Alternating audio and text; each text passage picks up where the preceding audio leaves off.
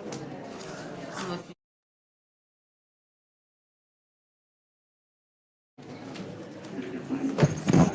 do have a 774, but I have nothing in it. I may have come in. Should I be worried about getting those numbers at all, or are we just going without them today? I don't know. I got one. Okay, you have yours. Thanks. You might need to get a Sharpie. I can do that.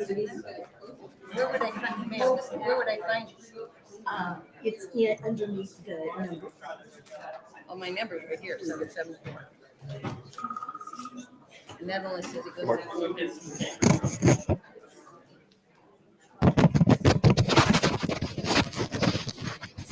I still get nothing out of it. It's like, You have the tabs, but no, nothing. Test, test, test. it's like, Vargas.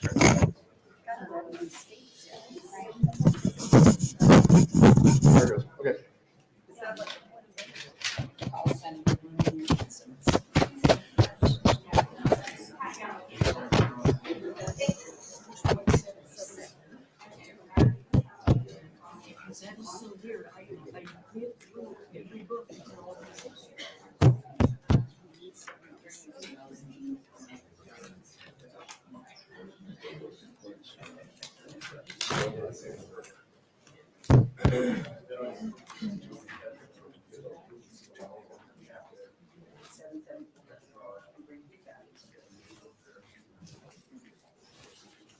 Test, test, test, test, test. I don't think this one's. I got my. Oh. I can hear the echo. Okay, welcome to the Education Committee Public Hearing. My name is Dave Merman. I'm from Glenville, Nebraska, and I represent District 38. I serve as chair of the committee. The committee will take up the bills in the order posted outside of the hearing room. The list will be updated after each hearing to identify which bill is currently being heard. Our hearing today is your public part of the legislative process. This is your opportunity to express your position on the proposed legislation before us today. We do ask that you limit handouts. This is important to note. If you are unable to attend a public hearing and would like your position stated for the record, you must submit your position and any comments using the legislature's online database by 12 p.m. the day prior to the hearing. Letters emailed to a senator or staff member will not be part of the permanent record. You must use the online database in order to become part of the permanent record. To better facilitate today's proceeding, I ask that you abide by the following procedures. Please turn off cell phones and other electronic devices. The order of testimony is introducer, proponents, opponents, neutral, and closing remarks. If you will be testifying, please complete the green form and hand it to the committee clerk when you come up to testify. If you have written materials that you would like distributed to the committee, please send them to the page to distribute. We need 11 copies for all committee members and staff. If you need additional copies, please ask a page to make copies for you now. When you begin to testify, please state and spell your name for the record. Please be concise. It is my request that you limit your testimony to 3 minutes. If necessary, we will use the light system. Green at 2 minutes, yellow, 1 minute remaining, red, please wrap up your comments. If your remarks were reflected in previous testimony, or if you would like your position to be known but do not wish to testify, please sign the white form at the back of the room and it will be included in the official record. Please speak directly into the microphone so our transcribers are able to hear you testify clearly. I'd like to introduce committee staff. To my immediate right is legal counsel John Duggar, and also to my right at the end of the table is Sherry and Shelley. They're tag teaming today. We welcome Shelley back. She's been out for a while. The committee members with us today will introduce themselves beginning at my far right. Good afternoon. I'm Rita Sanders, representing District 45, which is the Bellevue Offutt community. Good Good afternoon. I'm Luann Linehan, District 39, Elkhorn, Waterloo, and Douglas County. I'm Joni Albright, District 17, Wayne, Thurston, Dakota, and a portion of Dixon County. Good afternoon. Go ahead. Good afternoon. My name is Lynn Walls, and I represent Legislative District 15, which is Dodge County and Valley. Good afternoon. Tom Breesy. I represent District 41. I'd like to thank the chairman for starting the hearing late, so it's the first time I get to do this all year. My name is Justin Wayne. I represent Legislative District 13, which is North Omaha and Northeast Douglas County. Good afternoon. My name is Danielle Conrad. I proudly represent North Lincoln's Fightin' 46 Legislative District. And I'll ask the page to stand up and introduce themselves and tell us what they're studying and where they're studying. Trent Cadby, studying political science down at the University of Nebraska. I'm Ajay Vargas, studying political science and criminal justice at UNLT. Thank you. Please remember that senators may come and go during our hearing as they may have bills to introduce in other committees. Refrain from applause and or other indications of support or opposition. For our audience, the microphones in the room are not for amplification, but for recording purposes only. And with that, we will begin with an appointment. Is Dan O'Neill here? The appointment is to the Nebraska Educational Telecommunications Commission.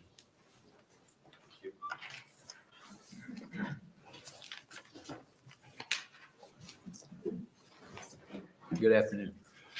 Good afternoon, Senator Merman and members of the Education Committee. My name is Dan O'Neill, DANONEILL. I am a resident of North Platte, Nebraska, and I'm honored to be nominated for the Nebraska Educational Telecommunication Commission. I am a business owner. My family owns and operates Quick Stop convenience stores, a chain of 27 stores with our corporate offices based in North Platte, Nebraska. I'm involved in a lot of community activities. I'm currently a member of the Mid-Nebraska Community Foundation, member of the Great Plains Health Board of Directors, Noon Rotary, and then in statewide organizations. I am a member of the Museum of Nebraska Art Board of Directors, MONA, based out of Kearney, and the University of Nebraska trustee, very active with the University of Nebraska Kearney Alumni Foundation, and also the University of Nebraska Medical Center Board of Counselors. That's a lot of organizations, and it's because I'm blessed and fortunate to have very good employees in a very supportive family. I served on the Nebraska Public Media NET Foundation Board for 6 years. It's always been dear to my heart. Again, I think that is truly an organization that ties the whole state together. And I really enjoyed my time on that. So when Mark Leonard approached me and asked me about suggesting that perhaps I could serve on the commission, I was honored again to be nominated for that. And that's about it, I guess, as far as I don't know if there's any questions. Thank you. Any questions for Mr. O'Neill? Yes, Senator Walls. Thank you, Chairman. You must have a very supportive family because you are a busy man. I'm just curious about your passion. Like, if there were some things that you wanted to do or some goals that you had on this committee, what would it be? I think, one of the things, and I've always used this joke when I was with the foundation, I'm kind of their token capitalist pig. When I went on the foundation board, I kind of had a perception of what I thought NET was. And I just think that NET is a great organization. They're great stewards of any monies that are given to them, and it really does tie the state together. I think whatever your political opinions are, left or right, I do think that they do a very good job of presenting an unbiased opinion. And I think that's obviously very difficult in this day and age, as polarized as we are politically. Obviously, the volleyball, the state basketball, all that speaks for itself. If you're in Scottsbluff, Nebraska, or Crawford, Nebraska, or something, it's a long way to Lincoln. So it really does, I think, tie the state together. And I do still watch Lawrence Welk at 6:00 on Saturday nights. So that's what a nerd I am. Don't forget state swimming. What's that? It does allow a lot of grandparents to be able to enjoy their grandkids' Yes. sporting events. Thank you. Any other questions? Well, I have one if there aren't any more. And I'm asking this for someone I know, actually my wife. You won't ever take off backyard farmer off. Yeah. No, I don't think so. I think there'd probably be a revolt if we took backyard farmer out. And pure Nebraska also, that's for myself. Yeah. Okay, thank you very much. Any other questions? Thank you. Thank you very much. So that'll close or is there any proponents for Dan O'Neill? Any opponents for Dan O'Neill? Any neutral testifiers? If not, that will close the hearing for the appointment of Dan O'Neill to the Nebraska Educational Telecommunications Commission. And we will open the hearing for Molly O'Halloran to the Coordinating Commission for Postsecondary Education. Senator Merman and senators and staff, it's very nice to be here. About me, I'm from North Platte, Dan. You get two appointees just back to back. So I know some of you, I used to be on a local school board in North Platte, Nebraska for 8 years, and then the State Board of Education for 8 years. And it was such an honor to work with K-12 school systems. As a teacher, I taught for Westside Community Schools in Omaha and Cape and Mount Carmel Catholic High School in Wichita. And then I taught at Mid-Plains Community College in North Platte. So when I volunteer, I don't ever get paid for anything now, but when I finished working on the State Board of Ed, I realized the dire need for workforce development in Nebraska. And it's so important that post-secondary education still is vital and vibrant and alive. And you all know this, so it's talking to the choir, but we are not a state that is growing in population, and we're an aging population. So right now, we also in K-12 have a larger proportion of students who are eligible for free and reduced lunch. And I filled somebody else's term, and now it's my own appointment, I guess. But what I love about the Coordinating Commission for Post-Secondary Education is it really talks about all levels of post-secondary education.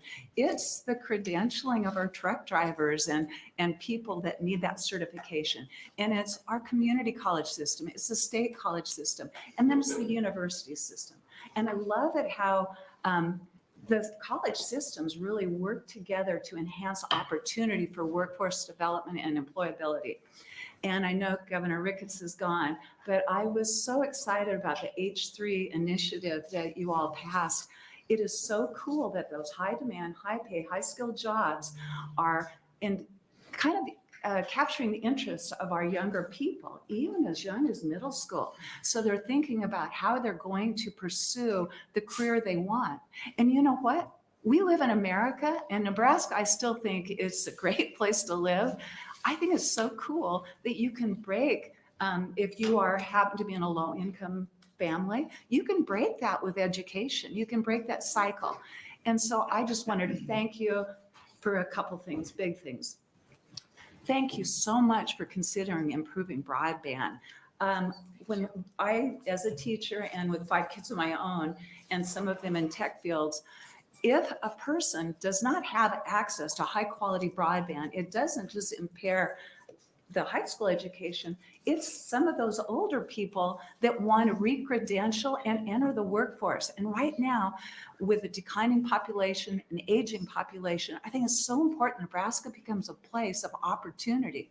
And if our broadband is strengthened, we'll have more remote workers and students who can actually be in person. They can do it remotely or hybrid. But we need our people all of our people in urban and rural areas, as well as our students maybe in lower socioeconomic status, to be able to access that broadband and have quality teachers.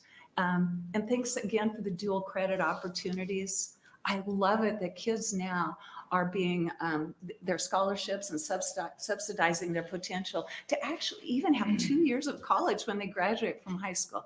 So I know you don't always get compliments, but the unicameral has done so much to really expand workforce opportunities through post-secondary education. And as a former K-12 kind of person, I really want to always make that a good transition. You do know our community colleges have those foundation classes for the students that aren't ready for that freshman level.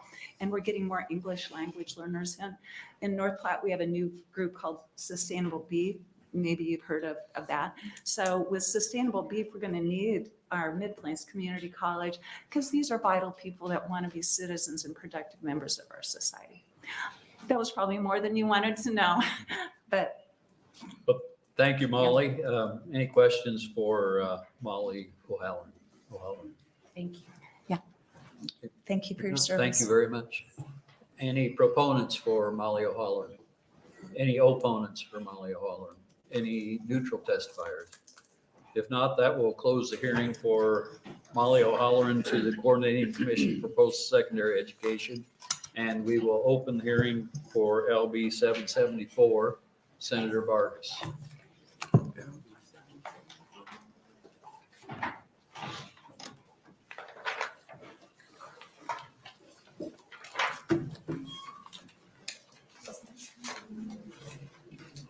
you very much.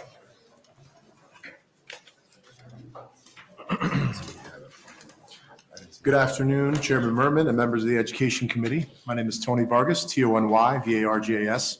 I represent District 7, which includes the communities of downtown and South Omaha here in the Nebraska Legislature. Today, I'm here to introduce LB 774, which amends various sections of the Student Discipline Act with changes that will ensure due process and increase fairness for students and families. Before going into the bill, I want to touch briefly on the history of the Student Discipline Act. In 1976, the Student Discipline Act was created because what had preceded was deemed unconstitutional by Nebraska courts. Without any rules about suspension and dismissal, students were being treated differently from school to school and from district to district. The stated purpose of the Student Discipline Act was and continues to be to assure the protection of all elementary and secondary school students' constitutional right to due process and fundamental fairness within an orderly and effective educational process. Current law goes on to say that the sanctions are to be interpreted at all times in recognition of the right of every student to public education. Now, what we've seen is that over the years, like many of our statutes, there are some provisions of the law that need to be updated in order to fulfill the original intent or the mission. My office has worked with several attorneys who practice in education law for several years now, and they spoke about their experience navigating the Student Discipline Act with their clients. It's why these updates are necessary and what effects the current law has had on students and families. From the cleanup perspective, I've tried to insert reasonable additions, such as making sure that parents are told where to request a hearing and setting timeframes for certain actions to happen. There are a couple of changes that go beyond general cleanup. One change would allow parents to request a new hearing officer from a list of alternatives assembled by the district if they do not agree with the choice of the superintendent. Another change would explicitly allow homework and classwork completed during the suspension and hearing process to count towards credits earned. Currently, some school districts accept credits earned while others do not, causing a much bigger problem for the student who, in addition to being expelled, falls a semester behind. LB 774 is actually the third version of this bill for me. In a previous legislative session, I introduced LB 999 and LB 515. There were some concerns raised at the hearing on LB 999 from various members of the Education Committee. So then I introduced an interim study, LR 456, to do a deeper dive into those concerns and iron them out before introducing the bill again. I convened a group of stakeholders, including the National Nebraska Council of School Administrators, the school boards, the Department of Education, NSCA, Voices for Children, and others in a roundtable discussion as part of this LR, which is what produced LB 515. LB 515 was the consensus the group arrived at and represented the agreement we all made to move forward on the bill, which came out of this committee nearly unanimous from what I remember, and went on the floor. As I mentioned to some of you off the mic, the bill was vetoed by Governor Ricketts, and one of the main components that he vetoed it was removed from this bill so that the other components can move forward so that we can actually address and update the Student Discipline Act because there are real needs and changes that need to be made. I appreciate the bipartisan support from many of you sitting in this committee. I've voted this bill out several times in the past and have voted for it on the floor. This topic, I know many of us care deeply about. There will be several testifiers behind me who will speak further to the need for these updates. And I just appreciate this committee. I know there's some new members of the committee. I know Senator Wayne has dealt with these issues in the past a lot, specifically from our former time on the school board. And there's a need to update these because we have not updated the Student Discipline Act in a more comprehensive way. And this is a 4-year, sometimes it takes a long time to make sure we get something right. Years ago, and that's what I'm asking you to do here. So thank you very much, and I'm happy to answer any questions. Thank you. Any questions for Senator Vargas? If not, thank you very much. Thank you. And proponents for LB 774? Good afternoon. Members of the Education Committee, my name is Liz McClelland. It's MCC-LE-LLAND. I am Senior Staff Attorney at Education Rights Council, and I'm here on behalf of ERC in support of LB 774. Education Rights Council creates systematic change by removing legal barriers to education equity. One such barrier is the way that the Student Discipline Act lacks clarity for parents. The act as it is simply has many gaps and omissions that need to be addressed. And I believe that LB 774 empowers families so that they know what timelines there are, so that their children can complete homework, earn credits while they're being disciplined, and so that discipline hearings are truly impartial and fair for parents and families.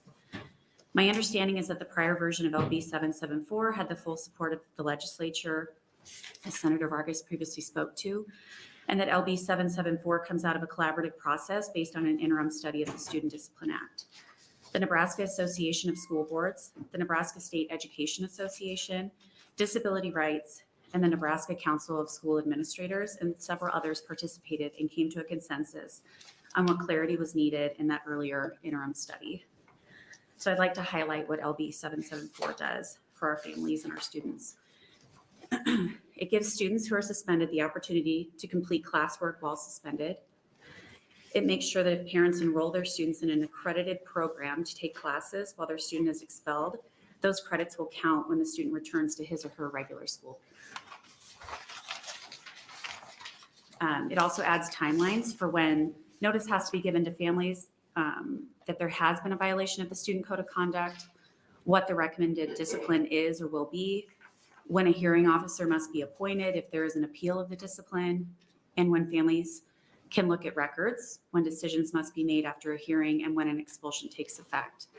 And lastly, LB 774 gives parents the opportunities, if they want it, to have an impartial qualified hearing officer that isn't employed by the school district, hear their case, and to have witnesses with relevant information testify. These changes are all just to make sure things are more clear and fair for our families and empower our parents. They should not be controversial, they are needed. And I urge you to move this bill out of committee. Thank you for your time. Thank you. Any questions? Okay, thank you for your testimony. Are there proponents for LB 774?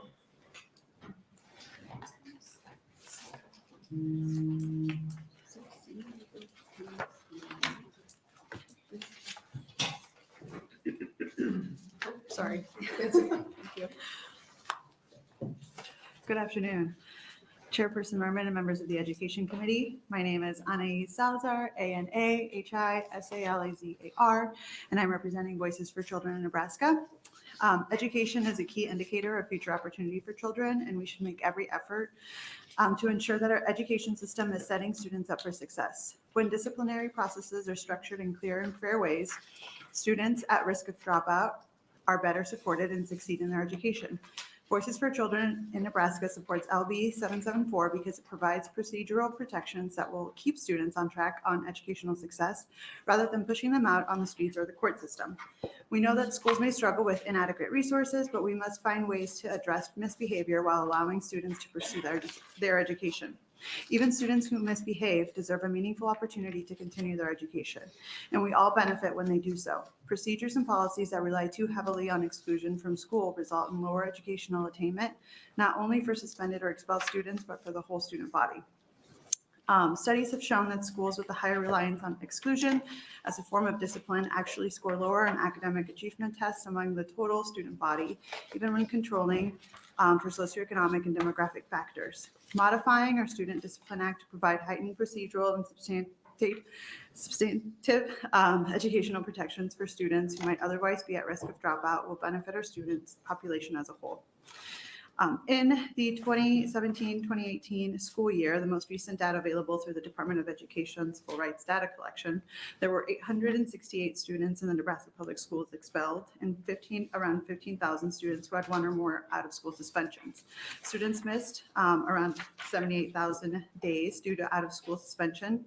Moreover, students who missed more than 20 days of school, including for out-of-school suspensions or expulsions, can be referred to county attorneys for prosecution. In 2020, 544 young people were in diversion programs because of excessive absences from school. At an average monthly cost of $864 per youth on probation, with an average length of time on probation of around 12.5 months for status offenses, the estimated average cost of those 544 to our state general fund would be around almost $6 million. Resorting to the justice system is a costly and heavy-handed approach to student discipline. Adding clarifications and procedural protections to our student disciplinary process that will keep at-risk students connected to their school and engaged in their education whenever possible will have a direct impact on those numbers. I'd like to thank Senator Vargas for bringing LB 774 and this committee for your time, attention, and commitment to improving our education system for all. Thank you. Thank you. Any questions for Ms. Salazar? If not, thank you very much. Thank you. Other proponents for LB 774? Any opponents for LB 774?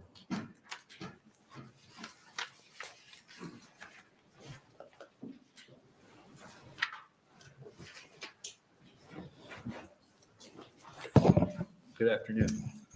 Good afternoon, Senator Merman and Education Committee. Thank you for the opportunity this afternoon. My name is Brad Jacobson. I am the high school principal at Ashland Greenwood High School and immediate past chair of the Nebraska Council of School Administrators. I'm here on testifying in opposition to LB 774 on behalf of NCSA, as mentioned, the Nebraska State Association of Secondary School Principals, the Nebraska Rural Community Schools Association, or NERCSA, Schools Taking Action for Nebraska's Children's Education, or STANCE, and of course myself and in my own job. So supplied for you is just a kind of a bulleted list. I'm not going to read that to you. I'm here more as just as a practitioner. And I feel that to start with, I think a lot of times, we look to fix things that maybe aren't broken. And so I believe there is a due process. I live this. I live in the world of having to occasionally come down on with a suspension or maybe even an expulsion in a very rare occurrence. And sometimes they're not options. There are things in Nebraska statute that don't allow us as school administrators any choice as far as what that consequence is. And so I think there are things that we do work really hard with due process and trying to give students the opportunity. So just a couple things, I think, as far as things that have been mentioned. Alternative education. So a school my size and many schools that are smaller, may not have a separate alternative school. So when a student is suspended, if it's short term, of course, that means 5 days or less. If it's long term, it's more than 5 days. And then if it's an expulsion, obviously it could be throughout the semester. We have always taken the approach that there needs to be some level of, or effort to meet a student's educational needs. And so, the fact that this bill would give families the option to not attend an alternative program. So I don't have an alternative school, like again, we talked about clarity, or it's been mentioned, I don't know what that means. So if I say, okay, you're going to work online, and they say, well, we don't want to do that, I don't know that I have another option for them. So it takes away options for us that are in smaller schools. Hearing officer provision, again, if you get down into the rural communities, I think I know a couple of people that are certified or trained hearing officers, but I live in between Omaha and Lincoln, so I probably have a little bit better opportunity to know who those might be. Certainly that list would be available to us, but sometimes you get out in rural Nebraska, you might have a hard time finding 5 potential options that are nearby that could help. There are some things that are unclear about timelines. In some places it references 24 hours, and other places it references the number of days. And again, so in an effort to be clear, as I read through it as somebody that practices this and uses the Student Discipline Act, there were some things that kind of were muddied for me. And then the conversation about accepting of credits. I think the one thing that we need to look at there is if a student enrolls, and I think maybe the example that I've seen might be like University of Nebraska High School, which is an accredited institution. The issue would be students that, they may enroll in UNL High School, but that's an enrollment thing. So now they've left enrollment potentially to take a course somewhere else or take a whole course of courses somewhere else. So that's just a few of the things that I think that cause us some pause and maybe haven't brought the clarity that was hoped with this bill. So I'm happy to take any questions as somebody that lives it. Any questions? Senator Linehan. Thank you, Chairman Merman. So are you saying you wouldn't accept credits from University of Nebraska High School? We absolutely accept credits from University High School. So students that I have had that have attended or taken courses from University of Nebraska High School have been students that have they've disenrolled in a lot of cases, or they've been part-time enrolled. So schools have to have part-time enrollment statutes. So in this case, if it is I'm assuming in that regard, it's not talking about a short-term suspension. So we're probably talking about an expulsion. Okay, so that was one that I have a little bit of a question of, and again, maybe lacking clarity of, I think the bill says there's kind of a regional network of accreditation bodies that we would accept credits from. UNL High School would certainly be one that we would, because NDE, Nebraska Department of Education, has said that, and by the way, the nation has said that United States or that Nebraska High School is an accredited school, so their credits count anywhere. But if I use the parallel to exempt schools, home schools, Nebraska Department of Education decides which programs, online programs, or which school programs are acceptable to grant credits in the state of Nebraska. And so, I don't know if there would be some conflict there or not. Again, that's just something that to me is very clear. If the bill said credits that have been accepted by Nebraska Department of Ed, then you would agree that those would be okay? That part to me would be okay. Okay. I'm not real clear in the bill, again, because really, if you're talking about taking classes somewhere else, I'm assuming they're talking about what's probably an expulsion, which could be, a semester, or it could be a year long in school, even a short term. Why would a child get expelled for a year? Well, a dangerous weapon. That's in statute. That's United States statute. Yeah. A Are dangerous there other weapon. reasons? There are, could be serious one-time behavioral incidents, but really the one that would cause an entire year, to me, the only one written in statute would be a dangerous weapon, bringing a gun. Is that the only time anybody gets suspended for a year or 6 months or a semester? I think only time? the statute would say it can be a full year for that. But is that the only time they get suspended? Expelled for a full year? Expelled. Yeah, that would, there's nothing in my world that I've come across that would cause a full year of expulsion other than that. Thank you. You bet. Senator. Sorry. If a student is expelled for a year, how do you still educate them? So in our situation, if it was, and I've not had a full year, so the longest I've had is a semester, and quite honestly, it's never even been a full semester because it happened during this semester. So I want to say the longest expulsion term that I have personally dealt with is probably 10 weeks. Okay. So in that situation, the student happened to be on an IEP, And we ended up placing the student in a level 3 school, and that's a whole different thing, but a level 3 placement is set up for students that have an IEP when their disability was part of why they got in trouble. Okay, so then it allows us to continue to educate them. Now, I will say, in the dangerous weapon statute, even an IEP doesn't necessarily, that could also interfere with that kid's ability. So we have done, and again, we're talking about maybe, I want to say in my 15 years in this role, I probably had 3 of them, and 10 weeks being the longest one. I've had one student that was not on an IEP, and in that case, we set up some online classes of an online system that we currently use. That is acceptable in the state of Nebraska. And we had meeting times set up or testing times kind of set up. So we just worked with the kid locally. And again, small enough town, a little easier for us, like the student could walk. It was springtime, it was nicer weather. We could meet them at the community resource center. We had some things that we did. So I guess my short answer would be, it depends, but certainly like there is a provision, like we're going to help a kid move forward. What online program do you use? Ours is the one that we use the most is called Odysseyware. It's not the only one. Who's it from? Yeah. I think it's their own company. I don't really even know if there's Are they a parent for-profit company? I don't know that either. Okay. And then how young do you suspend kids? Well, I'm a high school and I've been in a 612, so I've not ever suspended anybody younger than 6th grade. And expelled, I don't believe that. I personally have not dealt with an expulsion of anybody that's not at least in high school. So what parts of the bill do you like?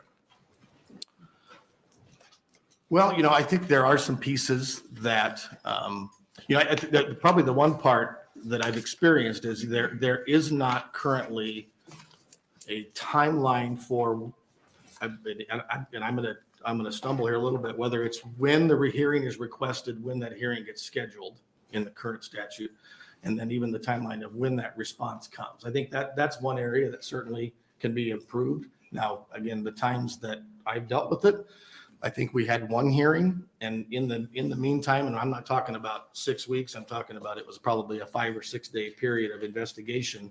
It ended up being settled before it ever got to a hearing, so we didn't go to a hearing, kind of a thing. The parents and we came to an agreement of what. So have you ever had a hearing? I have not. Yeah. Okay. I had contacted a hearing officer and we were ready for it, but I didn't need to use it. Well, in that situation, did you provide witness statements and evidence prior to, or were you only going to? So the current statute allows them to be examined. So at that point, that hadn't been requested and we were still gathering information. So it really wasn't prepared for. So we did not share anything, at that point, because we hadn't got that far yet. Okay, thank you. Any other questions for Brad Jacobson?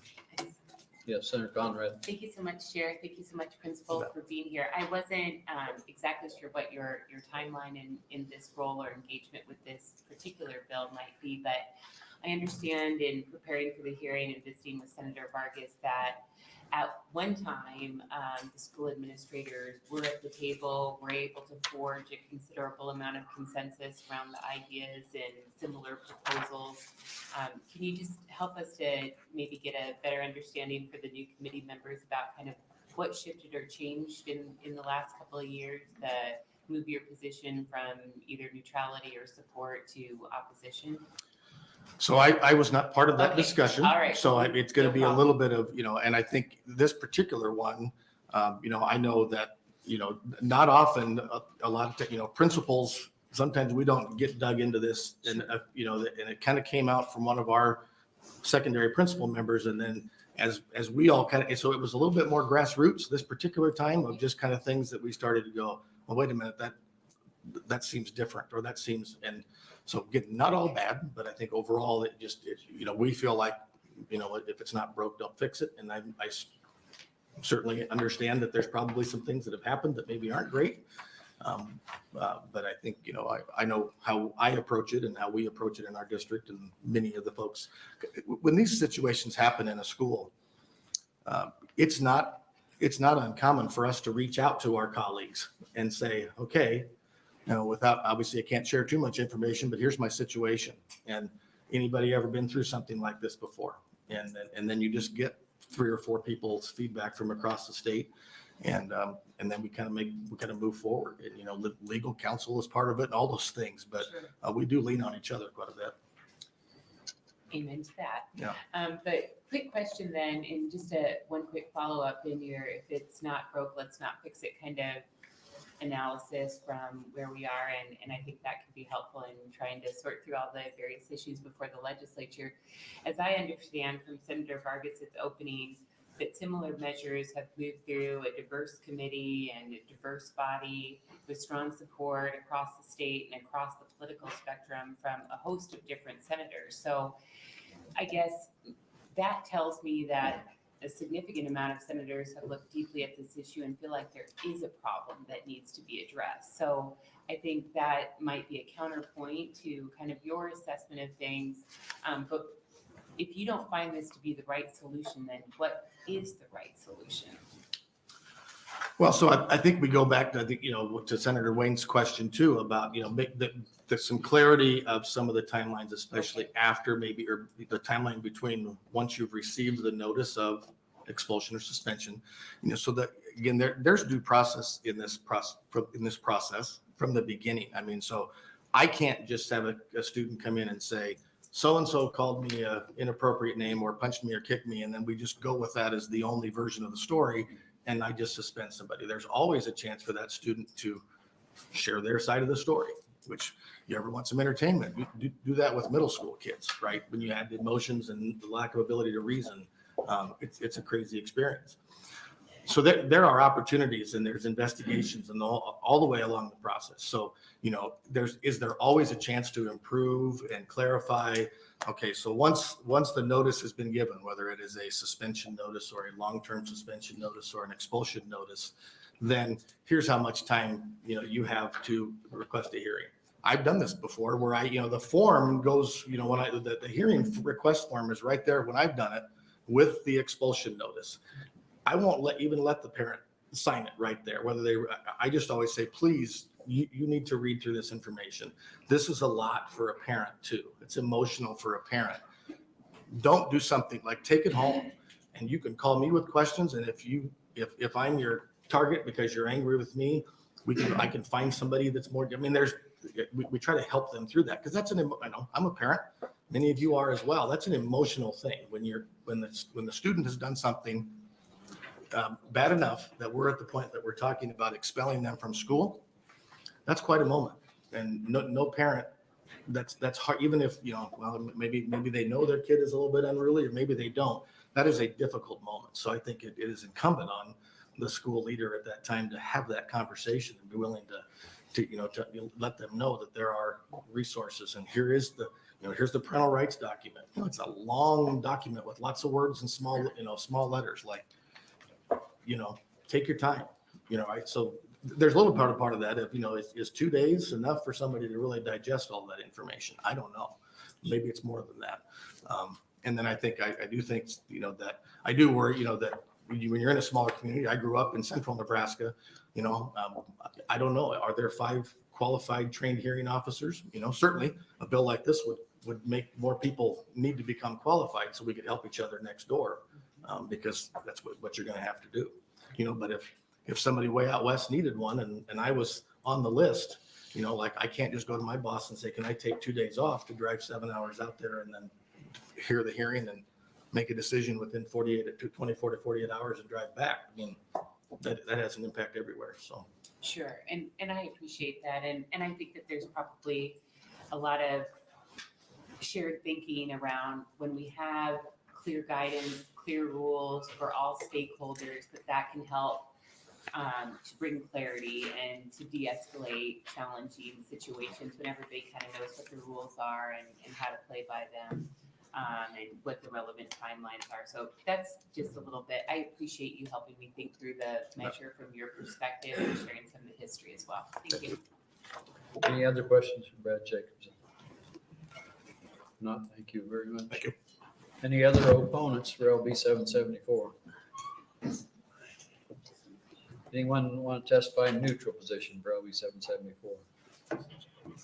Senator Vargas, you're welcome to come close. Oh, excuse me. Are you an opponent? I'm a neutral. Neutral? Okay.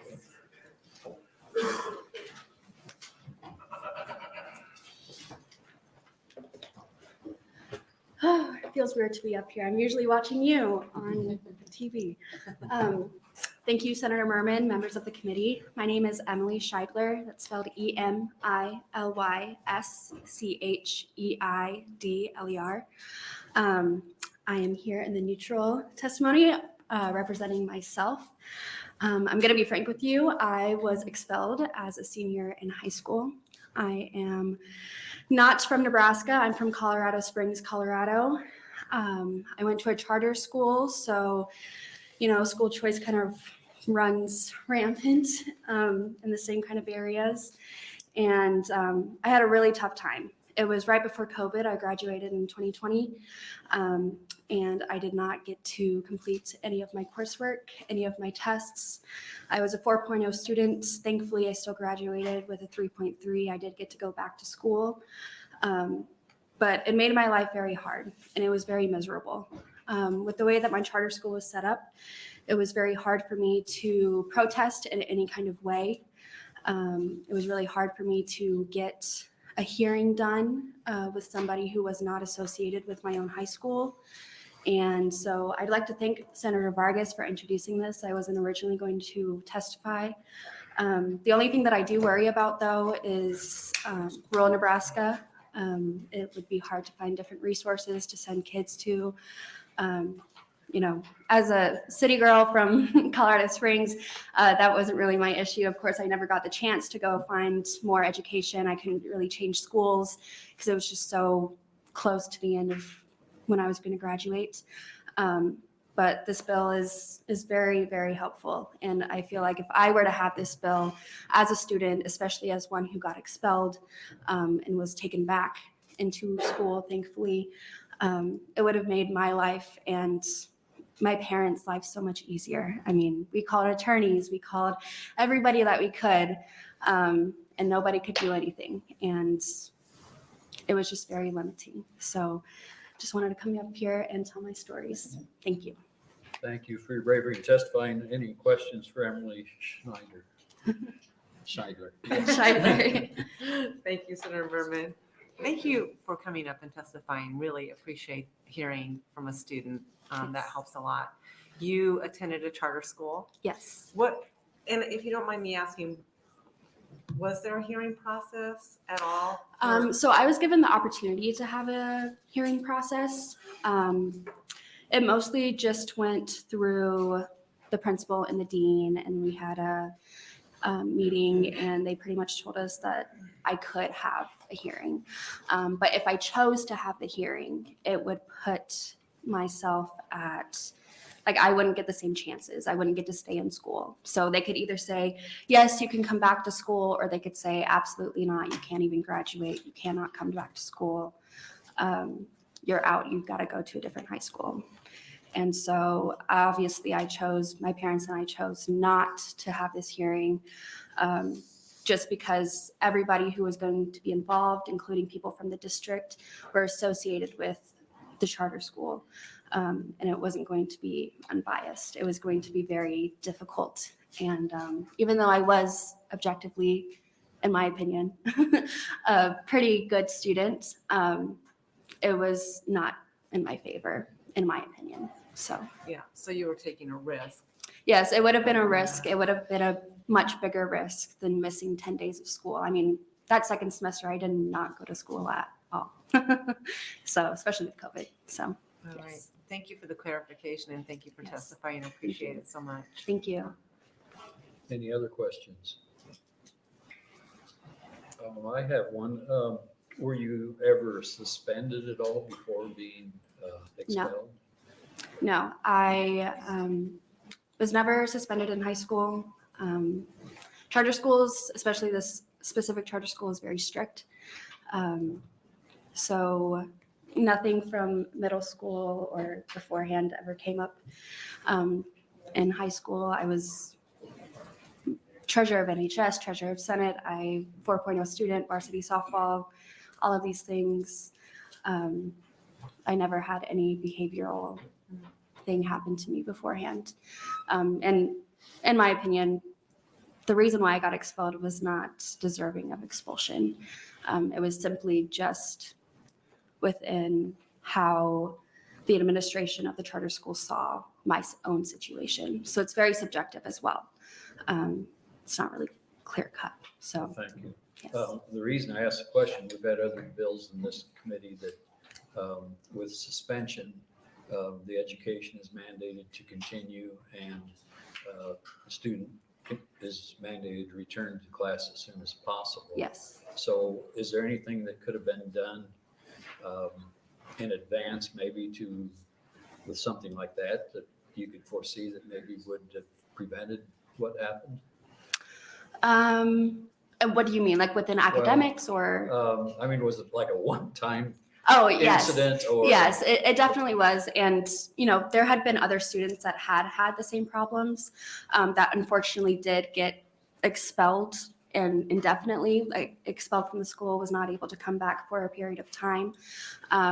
That had something to do that was actually illegal. What I did was not actually illegal. It was against the rules. So it was a little difficult to tell. But yeah, it's more subjective than anything, unless it involves something that is illegal. Okay. So. So it was right at the end of your school, your high school. Yes, I went on a field trip in February 12th. I did not go to school. I did not get to go back to school until March 3rd, and COVID happened March 11th.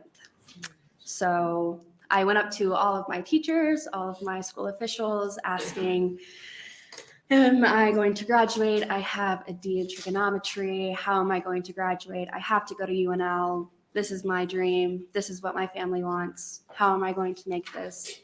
And they pretty much said, oh, COVID won't last that long. COVID's not going to be just 2 weeks or go longer than 2 weeks. And so it was very stressful. Obviously, COVID probably won't happen again or an entire pandemic, but yeah, I was not in school. Yeah, as I think you probably found out, it can be very unfortunate when it's the end of your senior year, your last year at school. Yes. Were you did you continue your education then, like in summer school or? I didn't need to. Thankfully, I had enough credits to graduate, and thankfully I did pass all of my classes. I was taking college classes in conjunction with our community college. That kind of put that at risk a little bit, but thankfully I was able to graduate, even speak at graduation. So yeah, it was just very scary. So having these put in place and put in statute, I think could be very, very beneficial for all Nebraska schools. Sure, thank you. Any other questions? No, thank you for testifying. Thank you. Any other neutral testifiers? If not, Senator Vargas, you're welcome to come up and close. And while he's coming up, we had online, we had 4 proponents, 3 opponents, and 1 neutral testifier. Hello.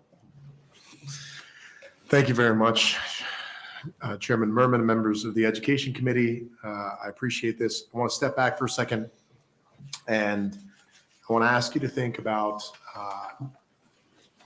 your children, and specific to a circumstance where they might need the Student Discipline Act and the due process that exists within this. And then when you're looking through the contents of this bill, when you're looking through the legislative changes, I want you to think about what are the problems with these changes. I want to step back to the opposition testimony. I think it's important to clarify things on the record. This bill was passed out of this committee in 2019, 8-0, which I really appreciate on behalf of not only the people that worked on this bill, which included Senator Brewer, Groney, Galowski, Linehan, Warfeld, Merman, Pansing, Brooks, and Walls. There was no opposition testimony to that bill when it was heard. There was 1 neutral testimony from Jack Moles from the Nebraska Rural Community Schools Association. There was no testimony from the School Administrators Association. Part of the reason there was no opposition testimony from the School Administration Association is because we've had discussions in LR regarding negotiating on this bill for years, which is why we're in this third version. This version of the bill is the negotiated version of the bill. I just want to make it clear that this isn't something just popped up. Administrators have known about this for years. They had representatives from both the rural administrators and the larger community of school administrators that were present in conversations and even in post negotiations to make some more potential changes, which represents the body of this work. It is part of the iterative legislative process, especially when we do it within committee and LRs. I want to thank you as an education committee for allowing us to do that, which led to the 8-0 coming out of committee. And this was under a different chairman. I say that because what I don't want to happen is rehashing of negotiated terms because there are new individuals on this committee, because there clearly is a problem. We can debate all day long, and one specific thing that came out of this: if it ain't broke, don't fix it. That is not a reasonable solution to legislating. There are students, and you heard thousands, that somehow deal with the Student Discipline Act across the state in some way, shape, or form. Short-term suspension, long-term suspension, expulsion. They deal with this and they rely on this for the timelines to be fair. It's not whether or not due process is working perfectly right now. I would confess it's not, as to say from the opposition that there's no due process. There is some due process. What we have seen and heard from attorneys that are usually representing students and parents and families, that there isn't enough due process that is balanced, that is somewhat equitable, not even equal. And when you're looking at many of these things on timelines that are fair for notification being in writing, documentation of notification, timelines for turnaround for when parents would be identified and acknowledged on what the decision is regarding the reasons behind the suspension. These are very common sense things, and that's the reason why it was got out of this committee. So I'm asking you to get this bill out of committee again so that we can follow through on the years of work that we have done on this, including this committee. There's a couple of things I also want to address in terms of policy that were just misinformation or misunderstanding. There was a reference to 5 hearing officers. For those who have never been part of a hearing officer process, this is something that we hope that none of your children or anybody that you know are going through, but it happens to individuals where a school district is engaging in a hearing officer, and it usually has to do with a very extreme set of circumstances for a student. And what we were trying to do in this negotiation, the original bill had 5 hearing officers that were being requested as options to a parent or family, outside of the 1 hearing officer that was in law appointed by the school district. Through many negotiations, we got down to 1 additional hearing officer option. That additional hearing officer option had to be unbiased, not be a former employee of the district, or a former legal counsel or contracted legal counsel, because actually you can imagine, how can you be unbiased if you've had some previous relationship with a school district? It's supposed to be an unbiased hearing officer. It's just 1 extra one that we had negotiated, and that is what is within the bill. So saying that there's 5 and this is onerous is a miscommunication, a gross misunderstanding of this bill. I'm not really sure where that came from. Colleagues, I ask you to follow through on the intention of what we've been doing in this bill and for years on the work of the LR. I thank the committee members that have been part of this for years, have voted this out of committee, have supported it on the floor. And for the new members, every single instance that you will see, and I'm just going to call out a few of them: the superintendent shall notify the student or the student's parent or guardian of a superintendent's determination within 5 school days after receipt of the hearing examiner's report. These are basic things that should not be difficult for superintendents to do, in my opinion, my humble opinion. So with that, thank you. And I ask you to vote this bill out of committee and follow through on the work that this committee and many members have done for years. so that we can provide better due process in the system and update the Student Discipline Act in the way that it was intended with the work through this committee. Any questions for Senator Vargas? Yes, Senator Conrad. Thank you so much, Chair. Thank you, Senator Vargas. And just maybe to put a finer point on it, I guess, I mean, when we talk about due process, in this instance, we're talking about procedural due process, which Yes. includes a notice and an opportunity to be heard at its heart. When we're talking about a right to education, there's an actual legal right to an education in the state of Nebraska, right? Correct, yes. So when we lose the ability to secure that right for a variety of different reasons, and some may be very legitimate, of course, right, for serious situations.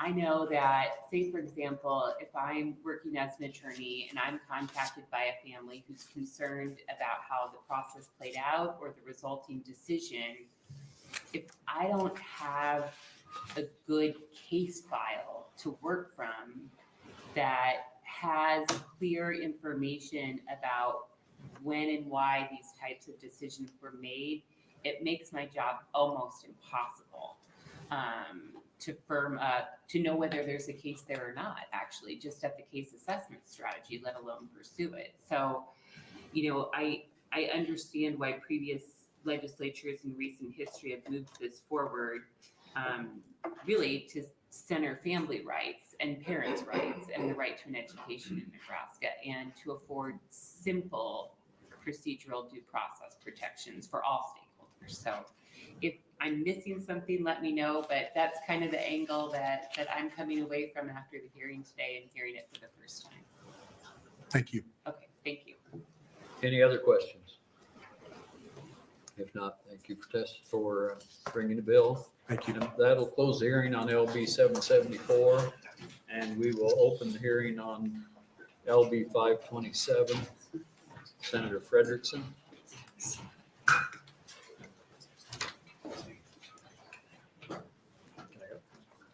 Go ahead. All right.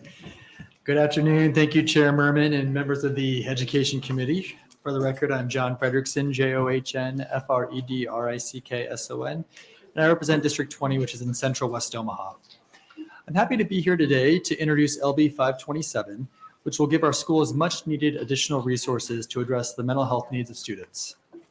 LB 527 establishes legislative intent to appropriate $12 million from the general fund to school districts and educational service units for reimbursements for allowable mental health expenditures. As a mental health provider myself, I've seen firsthand how mental health issues impact our children. Because these kids are at such a critical stage in their educational development, it is imperative that we recognize when our kids need help and ensure early interventions are taking place. LB 527 recognizes the reality of what our students, parents, teachers, and administrators face and will help maintain the well-being and education of our children. According to the Center for Disease Control, 1 in 5 children, either currently or at some point in their life, have had a seriously debilitating mental illness. According to the American Foundation for Suicide Prevention, suicide is the second leading cause of death for 10 to 24-year-olds. And according to the National Alliance of Mental Illness, 22,000 Nebraskans aged 12 to 17 have depression. According to the same source, 7 in 10 youth in the juvenile justice system have a mental health condition, and 60.1% of Nebraskans aged 12 to 17 who have depression did not receive care in the last year. In addition, 50% of all lifetime cases of mental illness begin by age 14. The effects on education are clear. High school students with depression are more than 2 times more likely to drop out than their peers. Given all of this, there is enormous pressure on teachers and school administrators who experience firsthand how the lack of mental health resources manifests itself in the classroom. Through a student's performance, increased absenteeism, substance abuse, and behavioral issues. These issues also impact future employment, earning potential, and a student's overall health, not to mention our state's workforce development challenges. In 2021, the American Academy of Pediatrics, the American Academy of Child and Adolescent Psychiatry, and the Children's Hospital Association issued a joint statement that child and adolescent mental health be declared a national emergency. In sounding the alarm on children's mental health, one of the recommendations they made was strengthening emerging efforts to reduce the risk of suicide in children and adolescents through prevention programs in schools, primary care, and community settings. Children eat, work, and play at school. If we want to make a difference in the child's life, we need early interventions within that environment. To qualify for reimbursement under LB 527, school districts and educational service units must designate an employee as a community-based mental health resource liaison and provide appropriate training and resources for such employees to assist students, families, teachers, and schools in locating the resources necessary to address the mental health needs of the individual students in the district or educational service unit.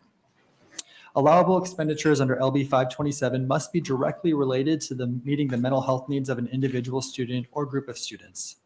The State Board of Education shall adopt and promulgate rules and regulations related to criteria to further define allowable mental health expenditures.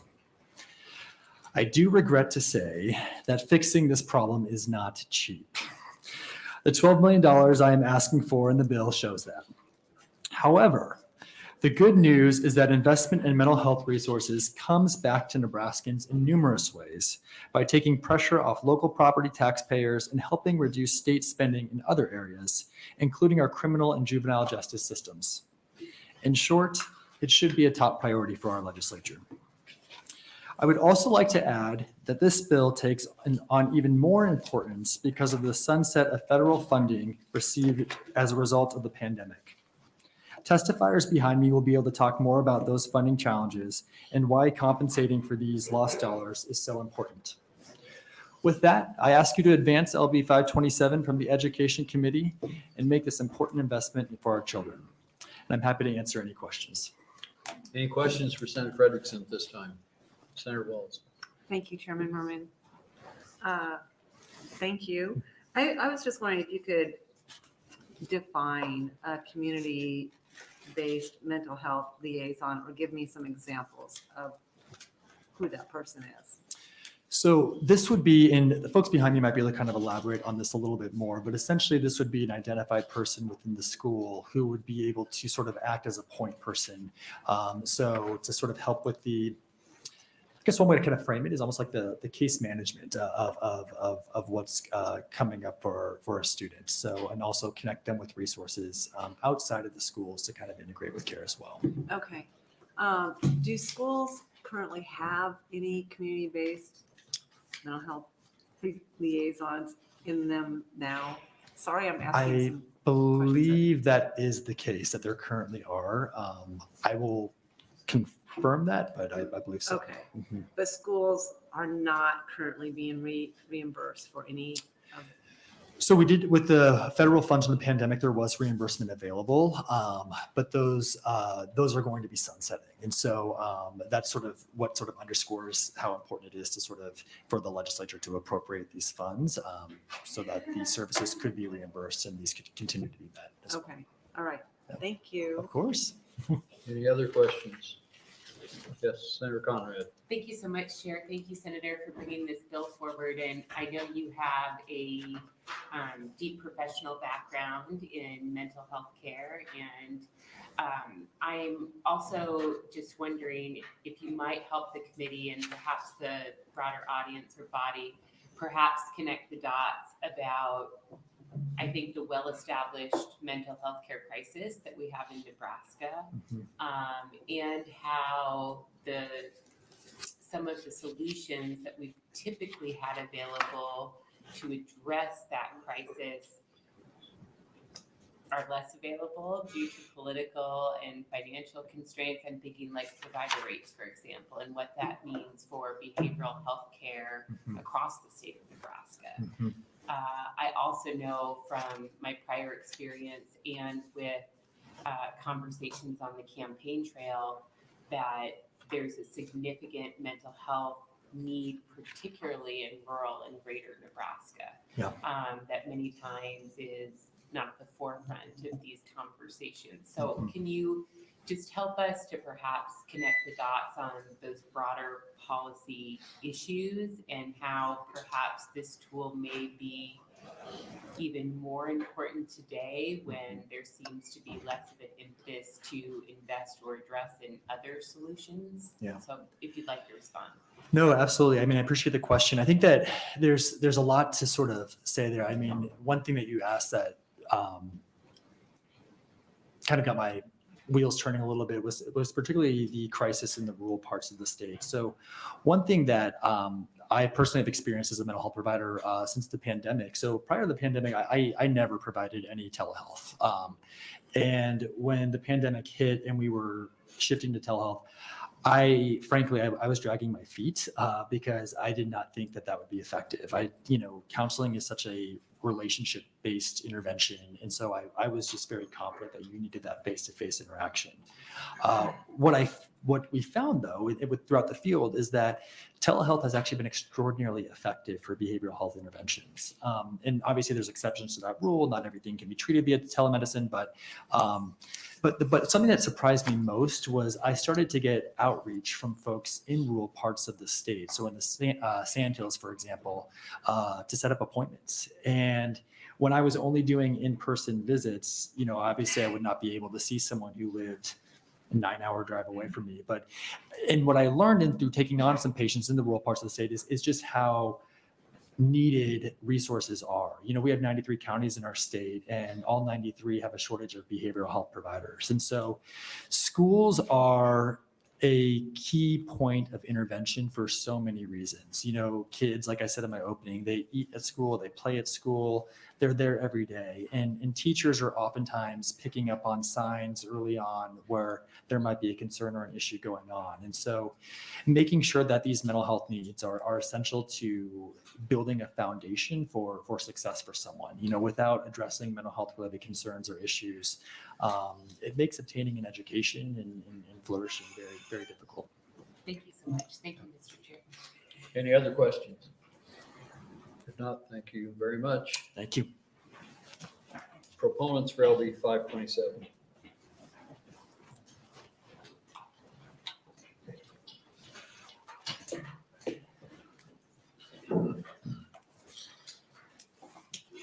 Good afternoon. Good afternoon, Chairperson Merman and members of the Education Committee. My name is Dan Schnoes, DANSCHNOES.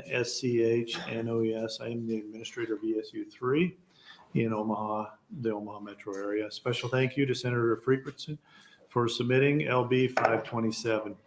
I am speaking today in favor of LB 527 on behalf of ESU 3, ESU CC, the NCSA, GNSA, NERCSA, STANCE, and Stand for Schools. In January of 2023, ESU 3 requested a report on the need and potential funding for school mental health from our partnership with Hanover Research, which is a nationally recognized research firm. This report found that millions of students experience mental health concerns every year, and that COVID-19 pandemic exacerbated these issues for many while significantly disrupting education for an extended period. Across the country, districts continue to identify ways to address students' social, emotional, mental, and overall wellness needs, especially as they're related to the long-term impacts of the pandemic and other issues that are plaguing our schools, such as school shootings and the political tones currently surrounding public education. Educational service units in Nebraska recognize the need to provide resources to its member districts that meet these student needs and want to best allocate available resources, funding, and services to provide these students. If you go back 10 years ago, there wasn't any of our ESUs were helping provide any mental health services in the state of Nebraska. Now all 17 do. ESU number 3 and the Kim Foundation continue to champion the cause for school mental health in Nebraska by co-chairing the statewide school mental health conference each year. Our participant numbers are growing as the needs are expanding. We'll be out in Kearney this summer, June 7th and 8th. You're all invited to attend, and we'd love to have you. Let me be very clear, though, this is not a Nebraska issue. It's a national issue. Last fall, during a meeting at the United States Department of Education with Secretary Cardona in Washington, D.C., I had the opportunity to share the challenges and successes we are having with school mental health. This topic is nationally a high priority for the U.S. Department of Ed. On February 8th, 2023, just about a month ago, Secretary Cardona visited ESU 3 in Nebraska, and held a roundtable discussion on mental health issues that are plaguing our schools and to learn firsthand what we're doing in Nebraska to help deal with this. LB 527 provides $12 million, as you know, to school districts and ESUs for reimbursing the allowable mental health expenditures.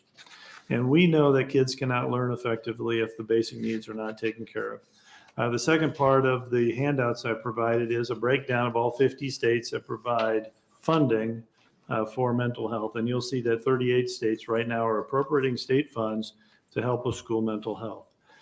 This legislation was developed with the mental health needs of our children in mind. As Secretary Cardona stated, if we want to lead the world, we don't need superheroes, we need systemic change. And I challenge you to start looking at some systemic change in Nebraska and help us out with some mental health. Thank you. Thank you. Any questions for Dan Schnips? Yes. Thank you, Senator Wall. Chairman Merman. Thanks for being here today. Good to see Glad to you. be here. I think it might be helpful if you can maybe give some examples of what ESUs are doing in schools to try to deal with the mental health crisis. Like, do you have any? I have a couple of good examples. You'll probably hear a few of them testifying right behind me.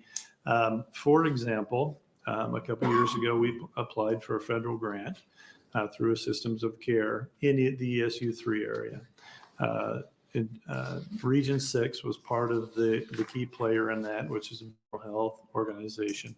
And so we are now just in our first year of providing mental health services in Washington County and our Cass County schools, which is our 8 rural districts. And we have therapists that are now going out and working with those districts every day, taking care of their needs. And every one of the ESUs are either helping hire LMHPs or school psychologists or clinical psychologists to go in and work with those buildings. And what we're hearing from our superintendents and our building principals is that is making a difference in the environment of those kids every day because they're getting the services they need much quicker. And as you heard from Senator Fredrickson, there's a workplace shortage. And so it's hard to get in and get services. I have my wife is a clinical psychologist at Boys Town. There's a 3-month waiting list to be able to get in and see a lot of the psychologists, and everybody's overloaded. So we're trying to provide through ESU 3, through this grant, having counselors in our school so kids can get the services they need a lot quicker. One good example. Good question. Thank you. Any other questions? If not, thank you very much. All right, thank you. Other proponents?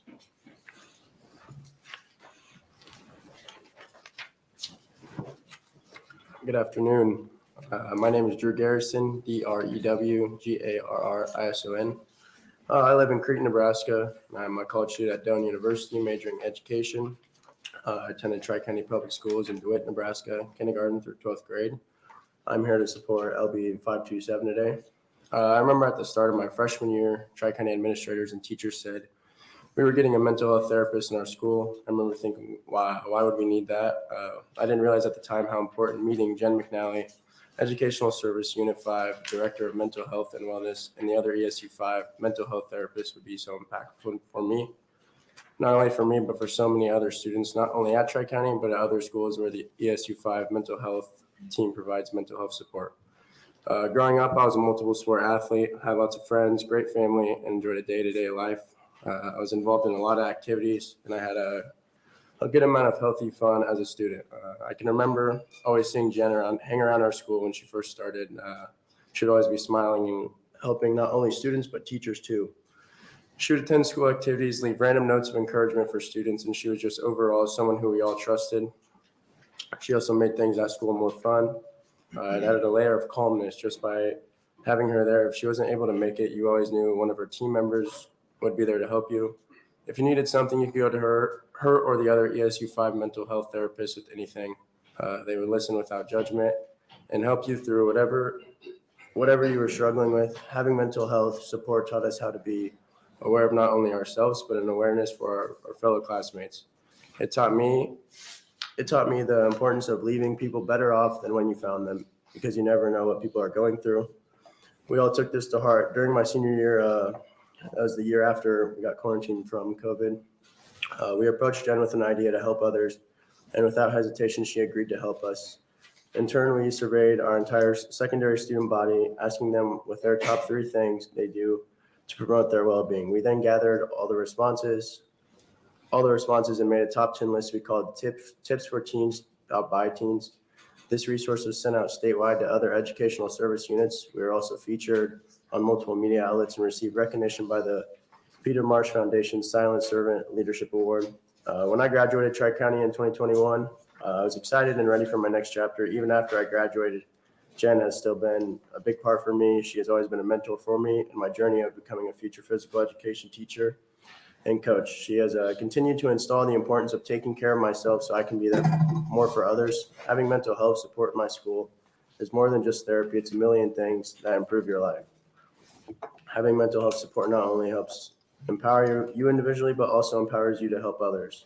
Everyone has mental health, and there are so many students in elementary and high school who are faced with things we may be aware of, and many things that we are not. Having mental health support in schools gives invaluable access to receive immediate help in school without having to leave during the school day. It destigmatizes what mental health therapy is and what makes it truly okay to not be okay.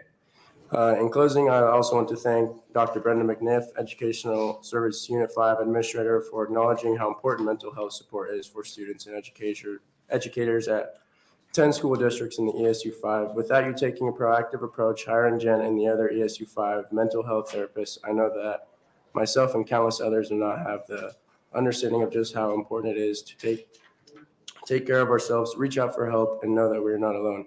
To the senators listening, I thank you for your time and your unconditional support for the well-being of Nebraska students. Any questions? Thank you very much. Appreciate your testimony, Drew. Any questions? I'm sorry. Thank you. Thanks, Chairman Merman. Thank you for coming. I love it when students come because you really get the true story of what's going on in the school. So very much appreciate that.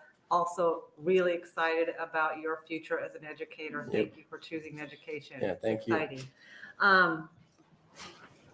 Can you tell me, do you think that you would have had those opportunities to help raise awareness regarding mental health and how you can, prevent mental health issues if you didn't have Jen in your school? No, I don't. I do not. Jen kind of opened the door for all of us. I mean, she was such a bright factor into our school, and I went to a school with classes of 30, and she was such a bright factor, and she kind of opened everyone. And whenever we had problems, we could always rely on her, and she was always amazing on the spot to help us.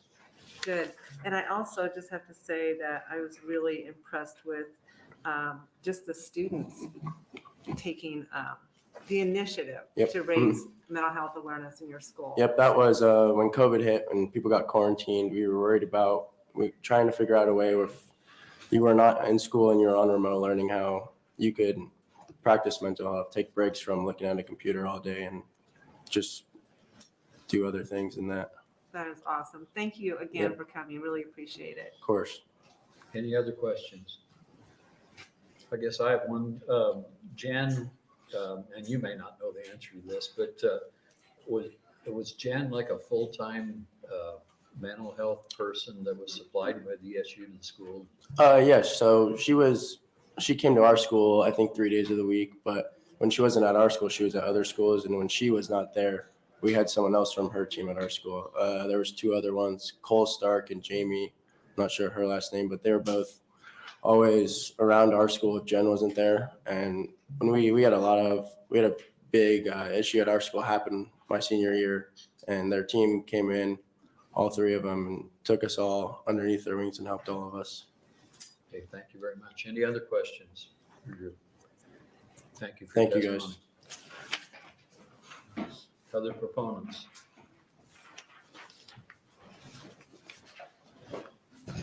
Good afternoon, Senator Merman and committee members of the Education Committee. Now you get the elder Garrison. My name is Brad Garrison, proud father of Drew Garrison.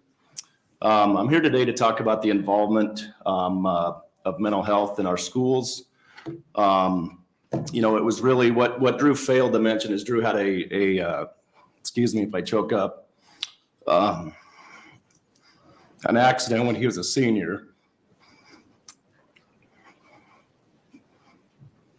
And he struggled after the accident with some decisions, based with college decisions, moving out of mom and dad's houses, just where to go. He wanted to be a student athlete.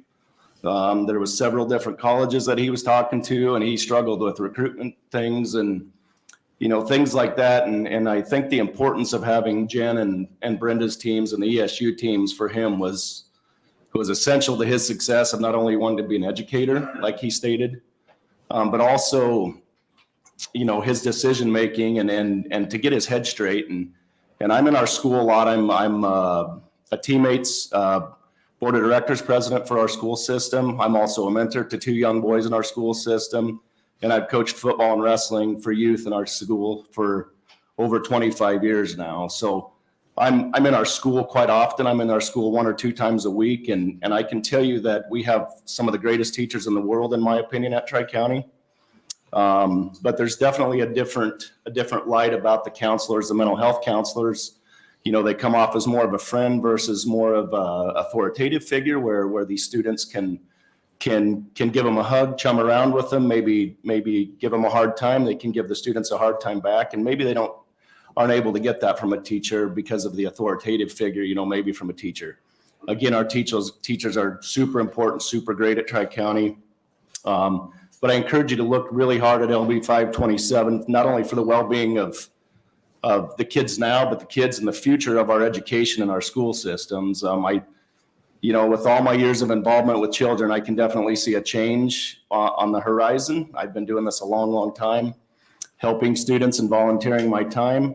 And there's definitely a different change with students from now to 10 or 15 years ago. So again, I thank Jen McNally and Brenda McNiff for giving me this opportunity to come and speak. They are essential. I've known both of them personally and professionally for over 10 years. I've coached Brenda's 2 boys, and they're great people, and they mean great things and are trying to do great things for our mental health in our schools. So please, please, please consider looking into 527 and considering and making an option of passing it on our floor. Thank you. Thank you.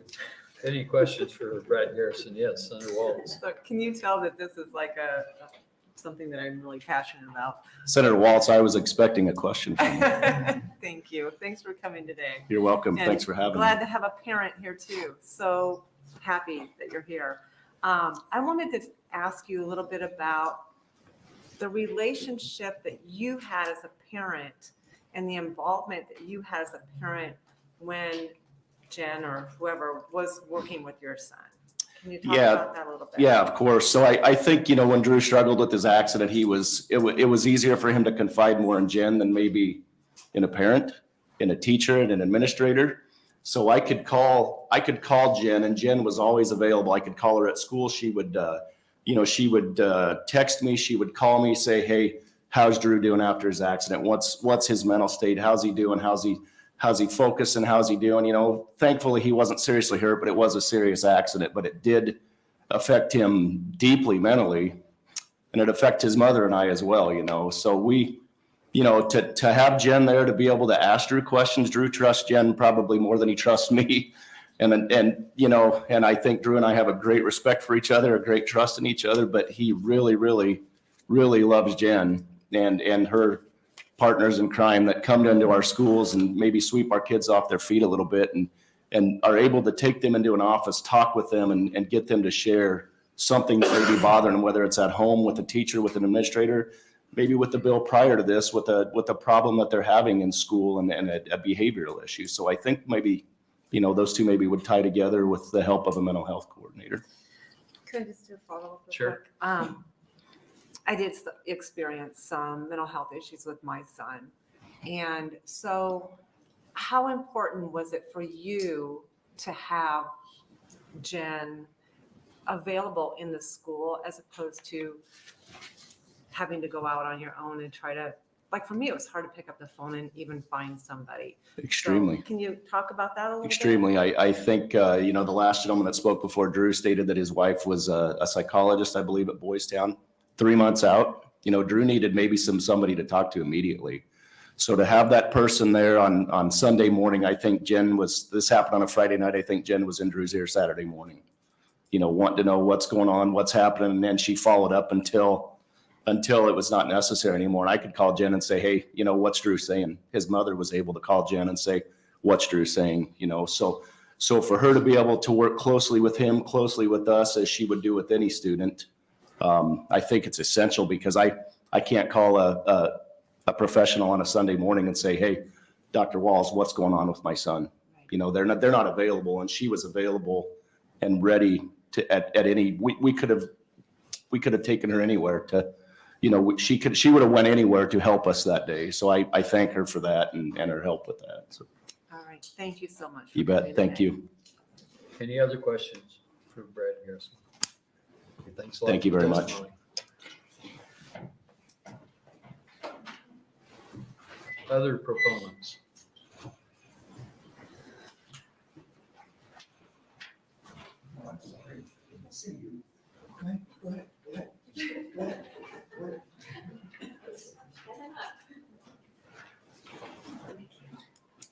Good afternoon, Senator Merman and Education Committee. My name is Brandy Rose, Brandy Rose. I am here representing NSCA from ESU 7 in support of LB 527 and want to thank Senator Fredrickson for introducing this legislation. I have worked for Educational Service Unit 7 as a school psychologist for the past 11 years and as a board certified behavior analyst for 5 years. This year alone, I've received 33 behavior referrals throughout the ESU 7 school districts, as well as working with 21 of our students at our Tier 3 behavior program located on the ESU 7 campus. I want to note that 92% of my 33 behavior referrals are preschool and elementary age children.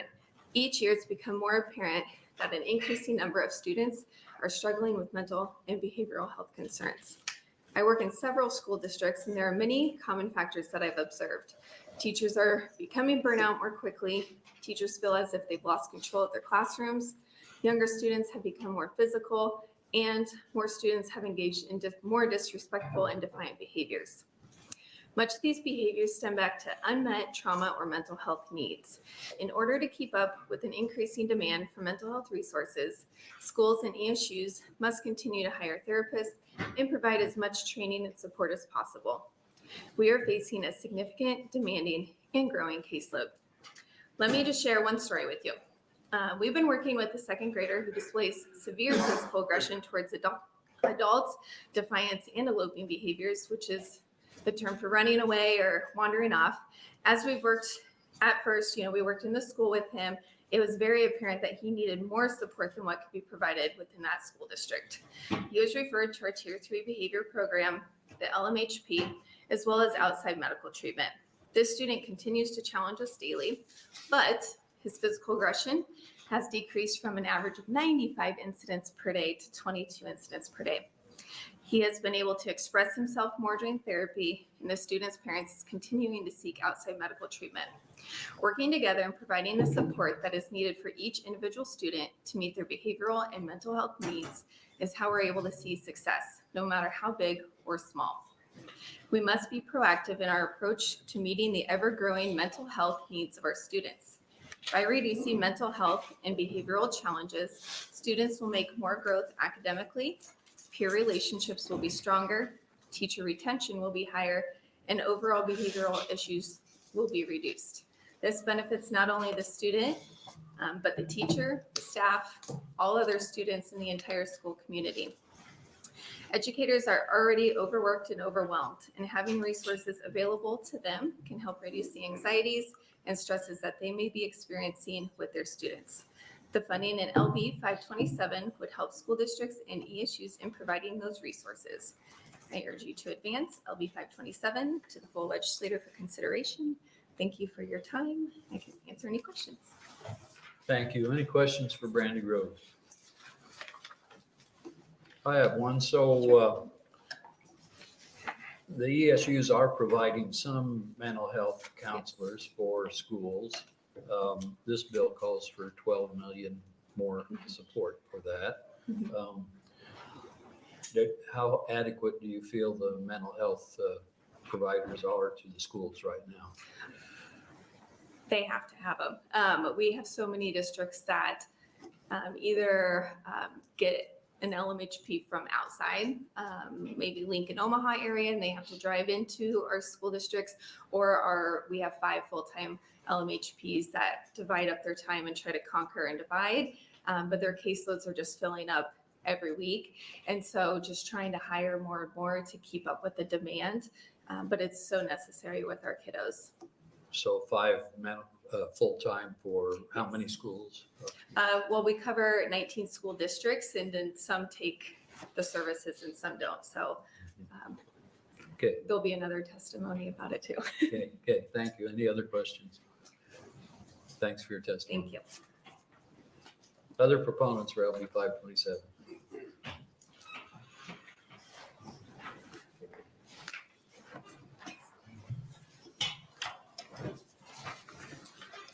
Good afternoon, Senator Merman and fellow education chairs. It's been a couple of years since I've testified in front of the committee, so glad to be back. My name is Stephen, S-T-E-P-H-E-N, Grizzle, G-R-I-Z-Z-L-E, and I'm superintendent of Fairbury Public Schools. Mental health has been a concern for school officials for many years now. Mental health for my students and my staff has become more and more of a concern for me over the last several years, and my view of it has evolved as a result. I've been at Fairbury since 2015. Fairbury is your typical Nebraska community. It's rural, has a strong downtown, it's the county seat. It has extreme poverty, it has people of affluence. As I worked, I began to see and hear the struggles that our students live with. So I watched with interest in 2017 as our ESU 5 began a new venture by providing mental health supports with Jen McNally. Now at the time, I was skeptical and maybe a little jaded in my view of mental health supports. I am, some might say, old school. I believe in hard work, take care of it yourself, suck it up, buttercup, and all of that. I believe we've all had bad days, and it's just something that we need to power through and deal with. However, the issues we were seeing were growing each year. We did discuss it many times as an administrative team, but we were hesitant to bring in the mental health support from ESU 5 for a variety of reasons. Cost was one. But I continued to see more. And when I say more, I mean more circumstances, more effects, some tragic, more examples of it affecting the varied socioeconomic backgrounds we have. Mental health issues were spilling over and negatively impacting our everyday school environment. Higher and higher absences, more and more suspensions, higher and higher anxious and aggressive episodes, more and more episodes of major disruptions of a classroom. Staff are feeling helpless and unsupported. Staff breaking down because of the continual disruptions at the stress that it caused everyone. And all the while, we were hearing anecdotal stories from neighboring districts of how awesome it was to have the ESU 5 mental health team working with them. They can't believe how much better things are. We did have members of our community asking for it. We did have staff inquiring about it. But for those first few years, we still met those comments with continued skepticism. But then last year hit. The stressed out teachers, the damaged classrooms, the number of times we had to evacuate a classroom due to a student having a meltdown. We serve what I call kids of trauma. They live and deal with more distress, perversion, neglect, drugs, porn. You name the derelict behavior, some of our kids are seeing it in their homes on a daily basis. They bring that trauma to school. Now, I understand kids of trauma also act out at school because it is safe. They know they won't be hit, slapped, or otherwise abused if they act out. However, it causes everyone in the school more and more heartache and stress, and it's not subsiding. So last spring, I made the decision to bring the ESU 5 mental health team to our district. I couldn't watch and let our kids and staff suffer anymore. I simply could no longer justify not giving it a chance. If this could help, I needed to try.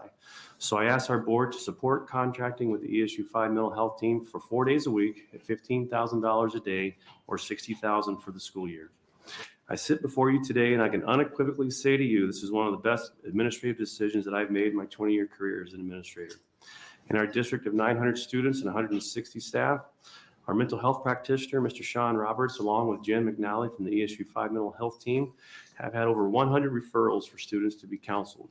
Had almost 1,800 contacts with kids, and these are contacts that go beyond high. Over 1,000 contacts with staff. From the last year to this year, we have seen a decrease in absences, a decrease in suspensions, a decrease in class evacuations, In a general, non-scientific view, that the overall educational environment has improved greatly. I cannot and will not claim that all these improved stats are the direct result of the mental health supports, but it's definitely been a positive influence that we can feel. I know funding is a concern for many districts. I know each district has its own priorities and needs, but if we can access financial support for these services, I believe more districts will try to offer them. So I sit here today to say it's a worthwhile endeavor. Thank you. Thank you. Senator Albright has a question. Thank you, Chairman Roman. Thank you for being here in your testimony. Have you lost many teachers not wanting to come back because of Yes. issues with children? How many would you say? I would say in the last 3 years especially, we probably had 2 or 3 that have just become too stressed to continue teaching or want to try a different location. And do these teachers ask for the mental health as well? Yes. And that was one of the key reasons why we wanted to contract with ESU 5 mental health team, because it wasn't only for the students, but it was also for the staff as well. It put the episodes that happen in the classroom on a daily basis really wears on the teachers. Any other questions? If not, thank you very much. Thank you.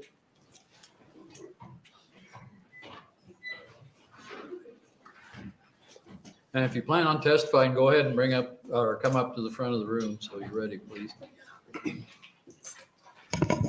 Good afternoon, Senator Merman, and members of the committee. For the record, my name is Brad, B-R-A-D, Meurrens, M-E-U-R-R-E-N-S, and I am the Public Policy Director at Disability Rights Nebraska.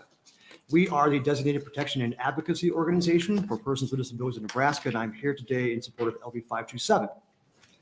The National Center for Education Statistics reports in 2022 that there has been a rise in students seeking mental health services, and significant concerns have been expressed by staff that their students are exhibiting symptoms of depression, anxiety, and trauma. They say 70% of public schools reported an increase in the percentage of their students seeking mental health services at school since the start of COVID-19.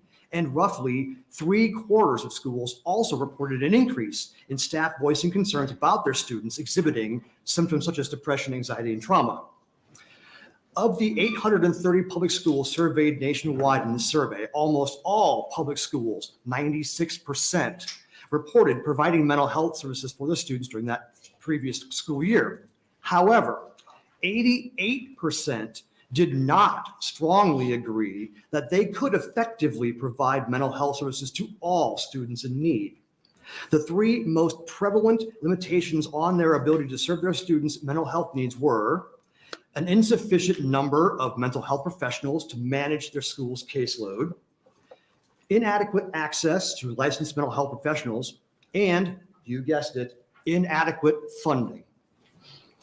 The data also show that during the 2021-2022 school year, 84% of the schools surveyed provided individual-based interventions such as one-on-one counseling. 70% provided case management, for example, coordinating mental health support, and 66% provided external mental health referrals. Obviously, there's a need for this assistance for these students and schools, and for that, we recommend that you advance this bill. I'd be happy to take any questions. Thank you. Any questions for Brad Meurrens? If not, thank you for testifying. Thank you. Other proponents for LB 527. Hello, my name is Luke Schroer, Lukeshroer. And I would like to preface this by telling everybody behind me, my testimony will touch on rape and the death of students. So if anybody needs to leave, I can give you a second, otherwise I'll go ahead. I am a graduate, 2011 graduate of Lawrence Nelson High School, which I think is in your neck of the woods, Senator Merman. And I went to Catholic school for grade school, and one of my classmates was raped and ended up having a child in 8th grade. we did not have a Catholic high school. So as we entered freshman year, we went to the Lawrence Nelson public school system to continue our next level of education. That following year as freshmen, her older sister was in a car accident on the way into play practice in the morning. And I know it was very hard on that family. And I remember I was in shop class. It was about 7th period when we got the news that their family decided to take their daughter off of life support. So that family had 2 major traumas in the span of a year or 2 years. And we're a small school, and it was kind of left up to our teachers and our guidance counselor to manage an entire school where I had 3 teachers that taught my dad. My dad was born in 1956. So we know the staff knows everybody. I could tell you everybody's name in that school. And I know it was hard for our guidance counselor who lives with us and knows us to a very personal level. Sorry. And we didn't have that resource that I'm aware of that mental health care providers. This is 2011, granted. So if we had access to even outside help or higher level professional help and leave our guidance counselors to worry about like how to get us to colleges and stuff and just have those resources, even in those smaller schools, I think it's very important that we fund for all levels of how big or small your schools are, that we should have access to mental health, even for acute cases like that. And then I was going to finish up the year after I graduated, we had another car accident where one of our students ended up becoming paralyzed. And I know the kid that was driving that car also for a long time struggled with suicidal ideation because he literally was the driver of a car where somebody can't walk for the rest of his life. And I know that he struggled with that. So I think it's paramount that we start seriously considering funding things like this. So thank you. Thank you very much for that difficult testimony. Any questions? Thank you for your time. Appreciate it.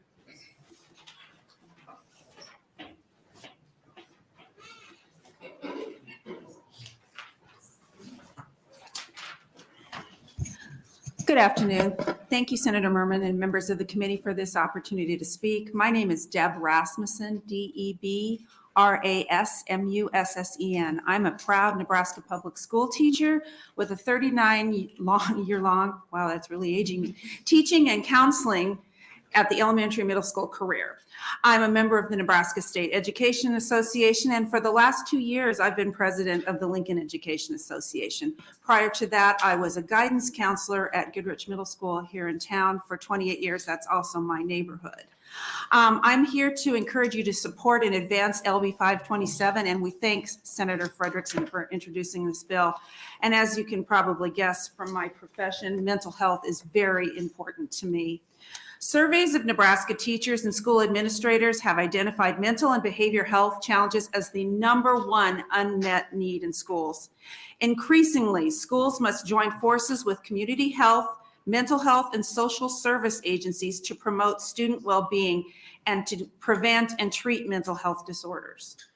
The National Alliance on Mental Health Illness states that the start of many mental health conditions often occurs in adolescence, and as a middle school person for the last 35 years, I can tell you, you see them coming in elementary school, but once you get into that transition, it really rears its head.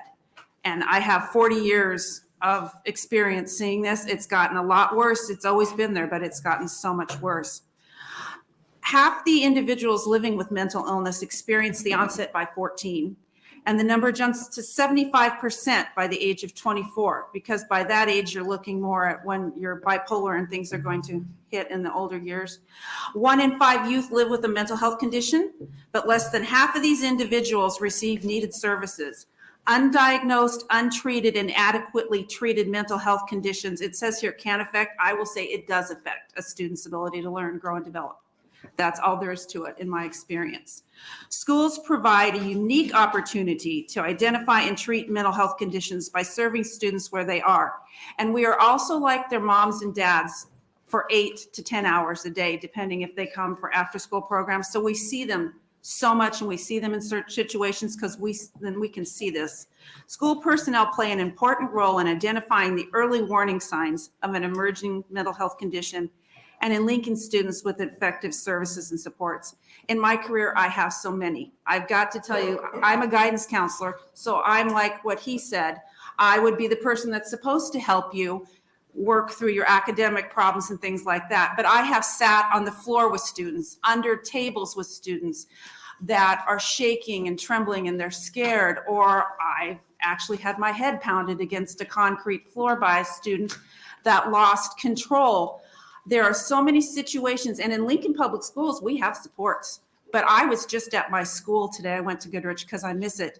And there are students sitting there. They have 3 counselors and a social worker, and they still can't meet all their needs because you can only do so much. When you have so many students, and it doesn't matter if you're a Title I or not building, what side of town or what part of the state you're in, those students are there. And we need more help being able to pay and to help coordinate. I would try to call people at all hours to try to get services for my students, but I also need services that are paid for because I can't have a counselor come in and then try to charge my 85% free and reduced lunch students for therapy. So that's why my personal story, why it's so important. It defines an allowable mental health expenditure. It creates a school mental health resource fund. It provides $12 million annually to reimburse school districts and ESUs for allowable mental health expenditures. This reimbursement will encourage schools to expand mental health services or actually start them, and will help reduce their reliance on local property taxes through state reimbursement for these crucial services. The fact that schools have become essentially the de facto mental health system for students is very daunting for educators, administrators, and district leaders. LB 527 can shoulder some of this burden by providing needed resources. We ask you to vote in favor of advancing LB 527 to general file. Thank you. Thank you. Any questions for Deb Rasmussen? Yes, I have one. Yes. I agree with you. Mental health is a huge issue in our schools and in our society in general, actually. Yes, it is. You mentioned that teachers are often on the front line of behavioral issues.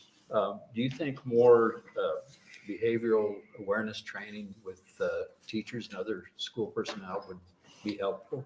Because in my position, I get to discuss this with the district leaders, and they always talk about having trainings for the administrators. And I always say, why don't you have it for the counselors and the teachers?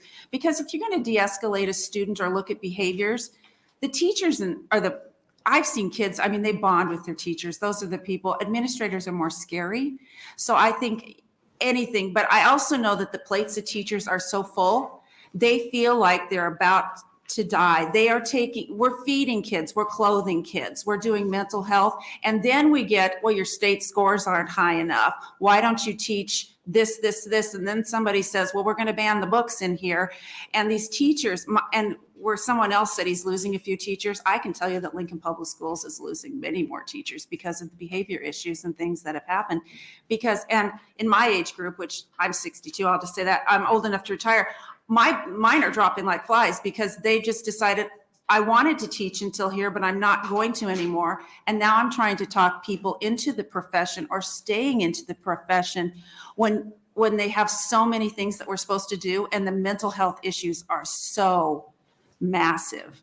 It's so hard to teach a kid when they come to school and they're not ready to learn, and they don't have anyone to help them with that or to help their families, because this is a family thing. Trauma is family. Because I live in my neighborhood of the school, I know these families and I know the trauma they're going through, and I've tried to help them, and there's not enough services and there's just not enough money. So. Sure, thanks. I appreciate what you do and what teachers do and all school employees for our kids. Thank you. Any other questions? Senator Albright. Thank you very much. And I appreciate you being here, your years of service. Give me like Give me 3 major mental health issues that you see, let's say in like the grade school setting. Is that where you're at? Anxiety. Well, I cover everything. I've worked from pre-K up to 9th grade in my career. Okay. Anxiety is horrific, and depression, but and I can tell you from personal experience because my family runs rampant with all these things too. Anxiety and depression usually run hand in hand. What I got to see is a lot more of attachment disorders too that I've dealt with. But I've had some kids with schizophrenia, especially manifesting in middle school, and some bipolar. I've had a student sit in my office years ago and had 4 different personalities, and I had to know which one was walking in the door. So, and I'm not a therapist. This is a school counselor. And in our school, we are lucky at Goodrich because we pay out of our points. You get points for teachers. We pay for a social worker at that school. But in the district, lots of times social workers are spread and they're jumping around the buildings, so they're not there. I mean, I have a history of mental health issues in my family, but I'm not trained to deal with schizophrenia. I'm not trained to deal, and the trauma that comes with that. We've had to contact ESUs. I mean, those are pretty serious, but we've got kids like that in the schools, all grade levels. And when you say the parents would have to pay for this service if they were at a point that they're probably not medicated already, correct? No, And no. so how do you walk me through how you get that handled? Because some things are just not going to change. Right. We had a therapist that was in the school that required money, and we worked really hard to find grants and things to do that. We finally had to tell that provider we couldn't have them in the school because we can't provide a service that's going to give I had a mother come in and say, here's a $2,000 bill. Okay. And she's on disability. What we usually do is with the social work and the counselors, we reach out to providers to try to find somebody. We have Hope Spoke that comes in, but we can fill Hope Spoke up their slots in the first 2 weeks of school. With a highly transient population, or with, something that crops up, a trauma, say we've had suicides, we've had all kinds of things that have happened. You just don't have anybody there. And then you're trying to piece things together because you don't have the money to get anybody else in there. So I'm trying to follow this. So the ESUs would get these. Or school districts too. Districts Right. would find these social workers, is that what you're saying? Mental health? The best person that I've dealt with to coordinate things is a social worker because of their degree and because they are mental health counselors too. But they're hard to come by anymore. I mean, I look at trying to put people in therapy, even nieces and nephews of mine that are suffering from things. And when they said a 3-month, that is true. You can get 6 months unless you can maybe, so yeah. So that's what I'm trying to wrap my head around here with this bill. If they're going to ask for millions of dollars, are they going to be at your school to help you and the student and the families? Or are they coming in to look for clients and? Oh, we've got the clients. Well, I get that, but if we're going to use tax dollars to try to help these young families, these young children, but then we're going to charge their families? No, that's the reimbursement. We've had that happen where you've charged. What this would do, hopefully, is pay for somebody to coordinate. Hope Spoke doesn't charge us. Most of our students are in Medicaid anyway, or something like that. We would work to have people that coordinate people come in the building, provide the services, but not charge our students. And that's so important, especially if I don't know how they find anybody out in the western part of the state or even in the central part of the state. But, just like we have a shortage of nurses, we have a shortage of teachers, I can assure you we have a shortage of social workers. Oh, I know. And we have a shortage of anything mental health. So we'd have to look at ways of getting people to do that job. The social, and a lot of, because of the pandemic, it caused, so many things changed. That's how come the therapists got so, I mean, and I can even think of teachers, there's so many staff. It's not just a child thing, it's an adult thing. And that's why there's such a backlog. But that's also something that I would hope some kind of coordinator could maybe think up. If you could, like Hope Spoke will come into schools. If you can find a provider that can provide resources and get people in there and then set up a schedule, that would help. But we don't always have anybody that could even contact these people and do that, which is where this would help. Thank you for your time. I appreciate it. Thank you so much. Any other questions? Thank you for testifying. Other proponents for LB 527?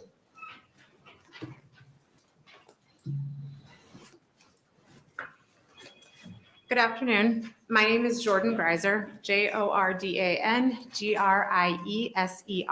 I am the Director of Connections at Project Harmony. I'm here testifying in support of LB 527 on behalf of Project Harmony and the Nebraska Alliance of Child Advocacy Centers. Connections began in 2015 with the mission of connecting children and families in need of mental health services with trained and experienced therapists. We received the majority of referrals to our program from school partners, and last year we received nearly 2,000 referrals for children in need of individual and group therapy.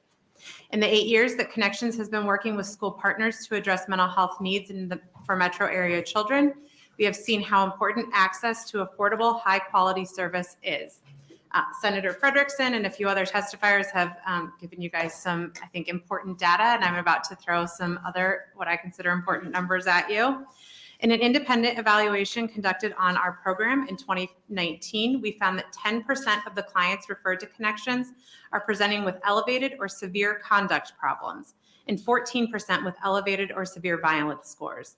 Perhaps most concerning is the fact that 22% of the students referred to our program presented with what is considered an elevated problem, and 15% with a severe problem related to suicidality.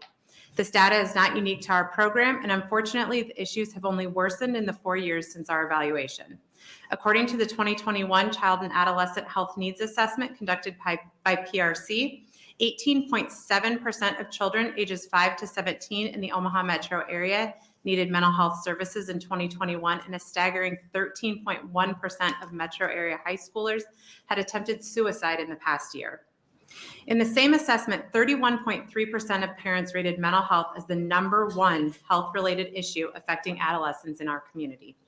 And while the need is greater than ever, it seems to be increasingly more difficult for parents and caregivers to find mental health resources for the children that are requiring them.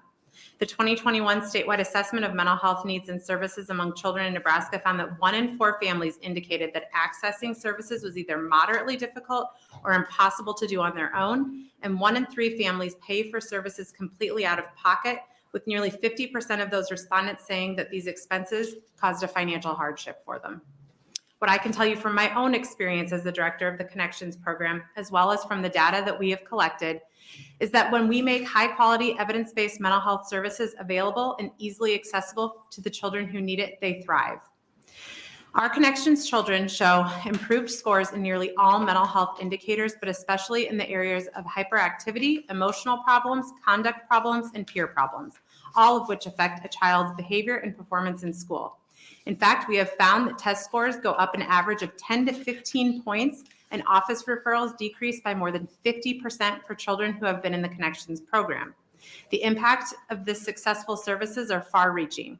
Not only does a child's own well-being improve, but their home life and family functioning improve. Similarly, their teacher is able to focus on teaching the class as a whole rather than behavior containment or acting as a de facto mental health provider.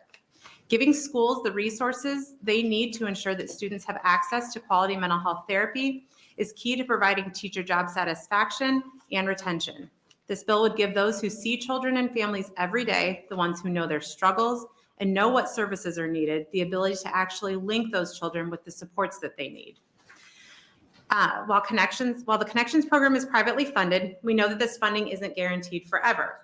Moreover, like Senator Conrad had brought up and a few other testifiers, those in rural Nebraska communities don't have access to programs like Connections. Those communities are often the most in need and would be the most benefited by this bill. For that reason, I urge this committee to support our Nebraska children, support their caregivers and families, support schools and teachers, and support LB 527. Thank you. Any questions for Jordan Greiser? Senator Wallace. Thank you, Chairman Merman. Thanks for being here today.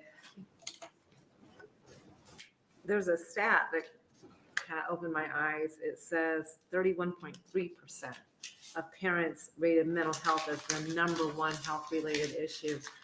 Over alcohol, over drugs, over cigarettes, that's the number one. And it's Health-related. health-related issues. So that's over all physical health-related issues as well. When you talk to parents of adolescents in our Nebraska communities, they say the number one thing that concerns them for their children is mental health. It's not childhood cancer. It's not violence. It's the mental health concerns that are happening in our communities and in our homes. Wow. All right. I just wanted to make sure I was reading. I know that it's correctly. surprising. Yeah. Thank you so much. Any other questions? I just have to. Yeah, Senator Albrecht.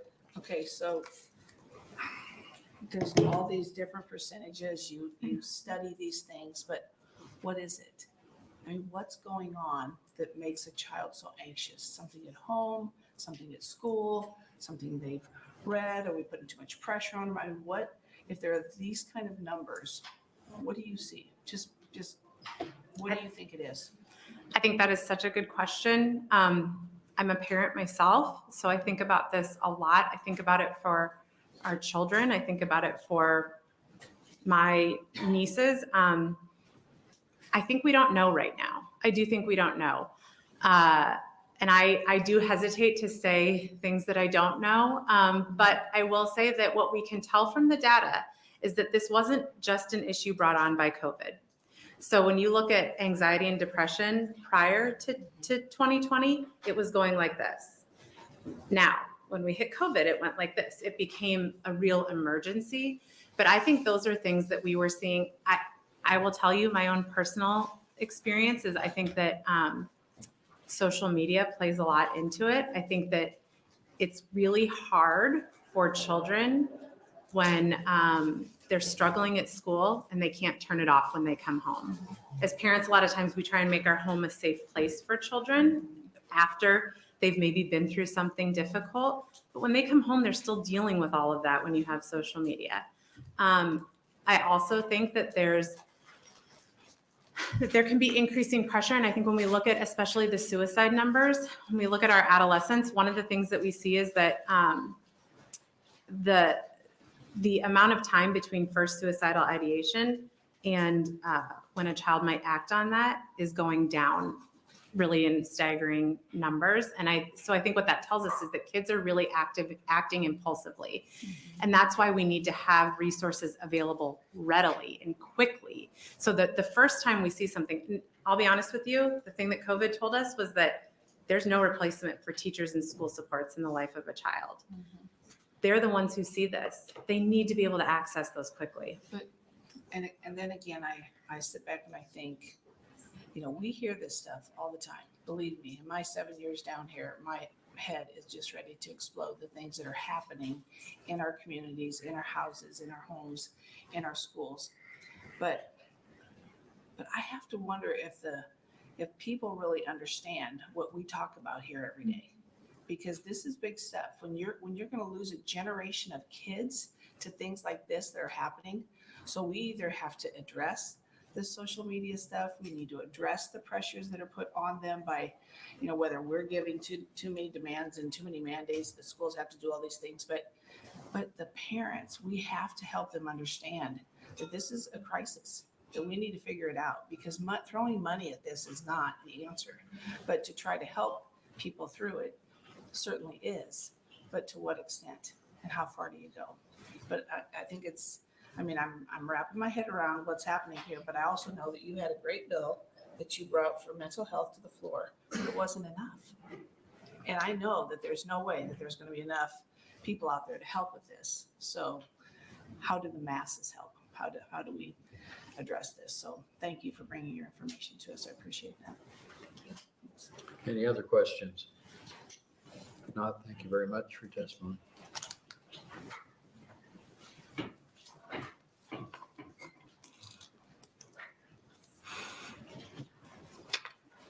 Good afternoon. again, Chairperson Merman and members of the Education Committee. My name is Anaí Salazar, ANAHISALAZAR, and I am representing Voices for Children in Nebraska in support of LB 527. I'm going to go, I'm passing out my testimony, but I'm going to go a little bit off script, kind of to talk about your question, Senator Albright, on what is really causing all this mental health anxiety and depression in students. We've have data in our Kids Count book about ACEs, and my testimony goes a little bit into ACEs, the adverse childhood experiences. And ACEs is counted on by a number of things that could be parent deaths, economic hardships, divorce, mentally ill family members, whether that's immediate family members or outside family members, parent incarceration, domestic and neighborhood violence. I mean, it's all, I think, a huge weight on children, whether they see it right outside their home, whether they see it inside their home. It's not just anxiety from school, it could be anxiety from family members. So I think ACEs has a lot to say on what really is causing all of this turmoil for children. And we agree that schools are uniquely positioned as an ideal environment for the provision of mental health services, where trusted school employees can coordinate with parents to ensure that children's needs are met, and that's all across the state. LB 527 ensures that schools have the necessary resources to provide much needed mental health services to Nebraska students.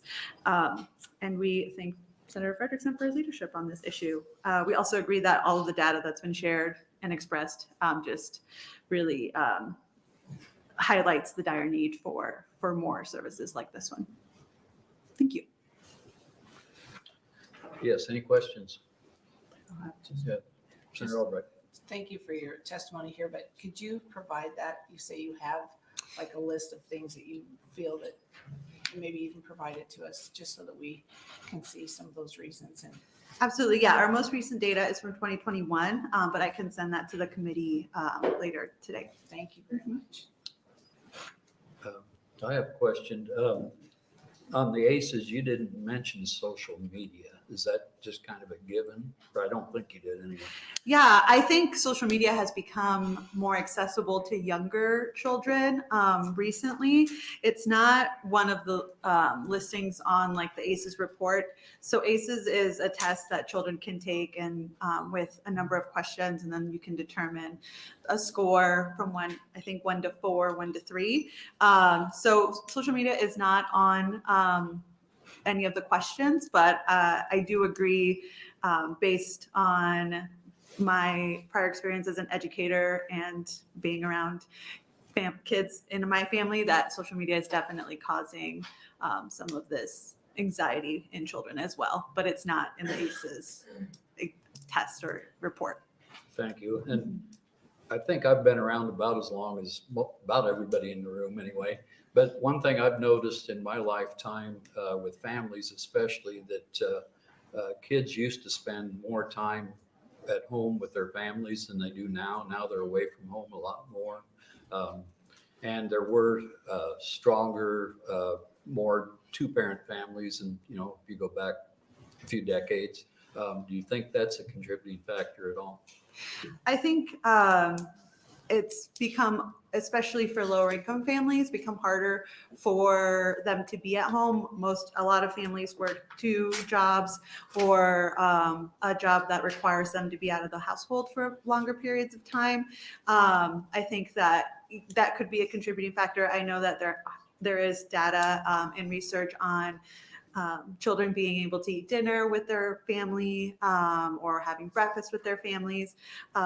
So I think the economic hardships on families would be a contributing factor to them, to children not being able to be at home. How can we address that? I mean, you know, now we have breakfast in school, so you don't eat breakfast as much at home, and you know, more activities after school. You know, any ideas on that? Yeah, I think economic hardships could be, I mean, all from affordable housing, having a safe and reliable place that your that you're laying your head down every night, to, yes, food insecurity, so SNAP benefits for those lower income households, as well as just assistance when it comes to utilities and transportation. I think the cost of living in Nebraska and in the United States is very high to what a lot of families, lower income, middle class families make. So it definitely starts with schools being able to provide breakfast and lunch, and then also mental health services, but it expands to so much more, like housing and transportation and food outside of school. Thank you. Any other questions? Thank you very much. Thank you.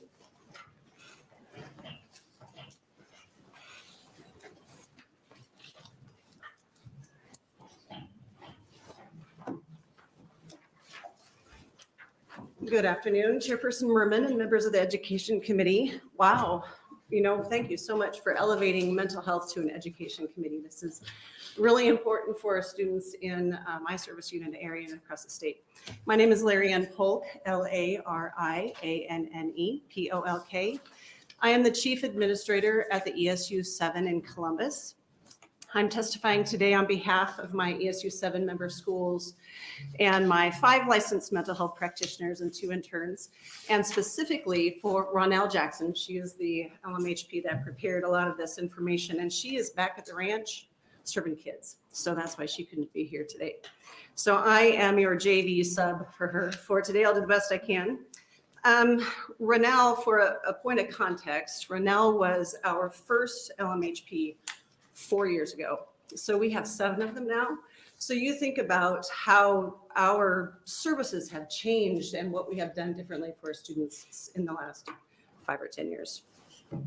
I want to thank Senator Fredrickson for bringing this bill to this committee, as mental health services and resources for mental health have been elevated as a priority in our schools, as well in many of the others across the state. I want to give you a bit of background on Ronelle, since she's not here, because her journey to become an educational-based LMHP is very similar to many of the others. She started in community-based practice. So she provided therapy to adolescents in inpatient crisis stabilization units and in community-based clinics. That's important and very relevant here because the primary students that she saw, age 12 to 19, were general ed students. So general education students who receive mental health are not providing to the school districts any reimbursement under special education. So it's important for you to understand. 11 out of, Nebraska is one of the 11 states without appropriations for mental health supports. ESU 7's mental health department provides therapy to 266 students. That's just as of today. We still have a lot of time left. So they provide services to 266 students. 69% of those are regular ed kids. And I know Senator Merman, you had asked earlier how many school districts. You asked Brandy Rose, one of my staff. We have 19 school districts and 18 of them contract for support from us for LMHPs. We also have one level 3 behavior program on our campus that we provide supports to. So a lot of those kids, the students, and that 69% of those students who are general ed are in areas where there are some gaps, some equity gaps. That might be community resources are lacking, perhaps families' financial situations provide for difficulty for transportation to and from private or community settings. It might be that they can't afford going to a private setting, whereas at school they're getting it paid for. So you had asked that too, Senator. But if it's not enough or it's not available for general ed students, they're needing to go to the private sector in order to get that therapy. I'm trying to skip here because I know I'm out of time. So I know that school districts really work hard to meet the multiple needs of every student. Traditionally, financial resources have been available for districts to support behavioral and mental needs for students on an individualized education plan in special education.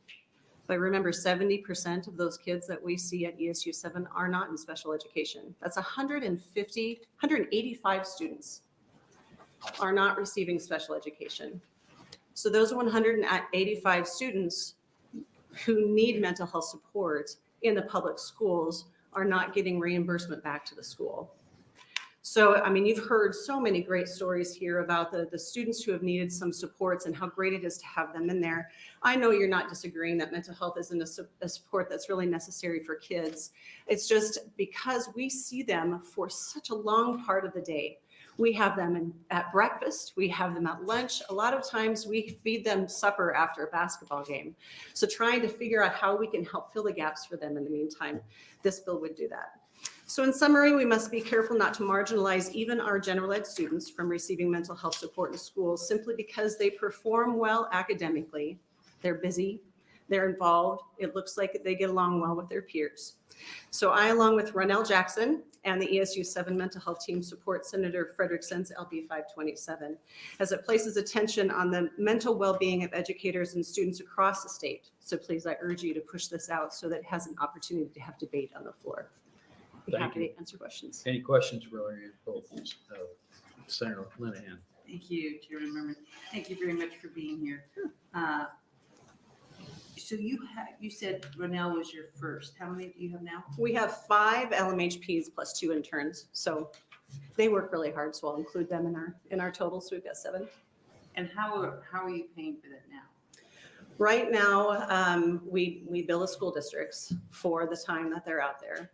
We do have Title IV is a small grant that we can use that can pay for some wholeness, well-rounded students. So we do have some of our Title IV will pay for some of that, but that's about it. We bill the districts. And the districts then pay for it with their general fund. So these are licensed medical health professionals. Correct. Would they not qualify if a lot of these children were on CHIP? Or their parents' health insurance, would they not qualify?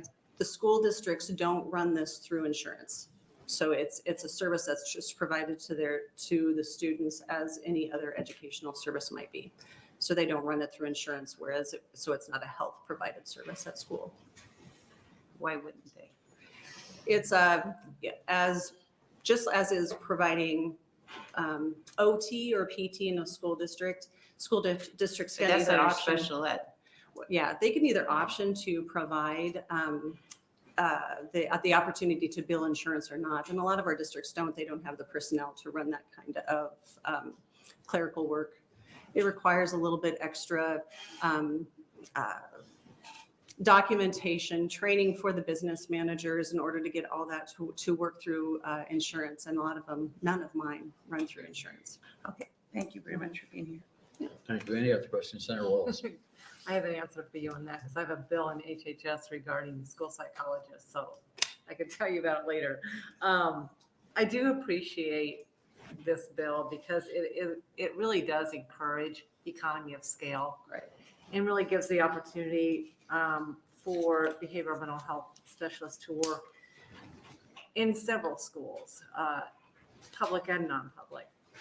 And I was just wondering if you could talk a little bit about how ESUs are able to provide that economy of scale. Sure. So Brandy Rose was up here a little bit ago, and she talked about how she was provided support in several districts. So I can hire one licensed mental health practitioner, and I can place that LMHP in 4 or 5 districts, depending on what the needs are for those districts, rather than a district trying to find and hire somebody for 1 day a week, which would be really pretty difficult. So, and maybe more costly than what they would do if they would contract with us. So that's the economies of scale that the senator is talking about. We do that with a variety of services. That's what we're set up to do. What we have found when we started our LMHP programming 5 years ago, we did a lot of that, 2 hours here, an hour there. We're going to set up Tier 1 services, which is providing to all of the students everything they need. And then we're going to do some more specialized things. I tell you what, that one person on an economy of scale got full really fast. So then that's why we, the next year, doubled it to 2, and the next year doubled it to 4. And now we continue to add. And I think somebody, I'm not sure which senator it was, asked about, our nursing is really short. There's going to be a time when we're short for LMHPs. The time is probably now. But I know that we have such an impact on larger number of students at one time in a school district than maybe a private practice could. You know, there's a pyramid model that we think about when we think about a multi-tiered system of supports. When we can provide at tier 1, we provide enough information to 80% of the students so that everybody gets the same thing. We give them prevention training, we teach them how to cope, we give them some strategies on how to deal with things. That's given to all of the students. Tier 2 is then we get to specialize a little bit more. There was someone that was up here talking about 8th grade girls. Maybe we need an 8th grade girl group that we can have together. We can do some specialized training and we can really talk to them how to have a peer group and how to work through problems. And then if it gets really necessary, there's that top tier. We can have some really one-on-one crisis kind of conversations. That's what's happening in our schools. And that's what our school-based LMHPs can do. I did think of something that when you asked about insurance, we have something called Medicaid in public schools, and I believe that's what you were talking about.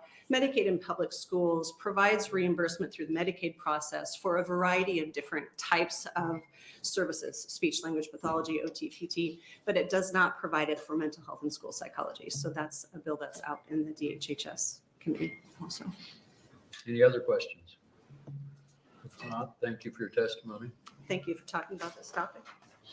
Any other proponents for LB 527?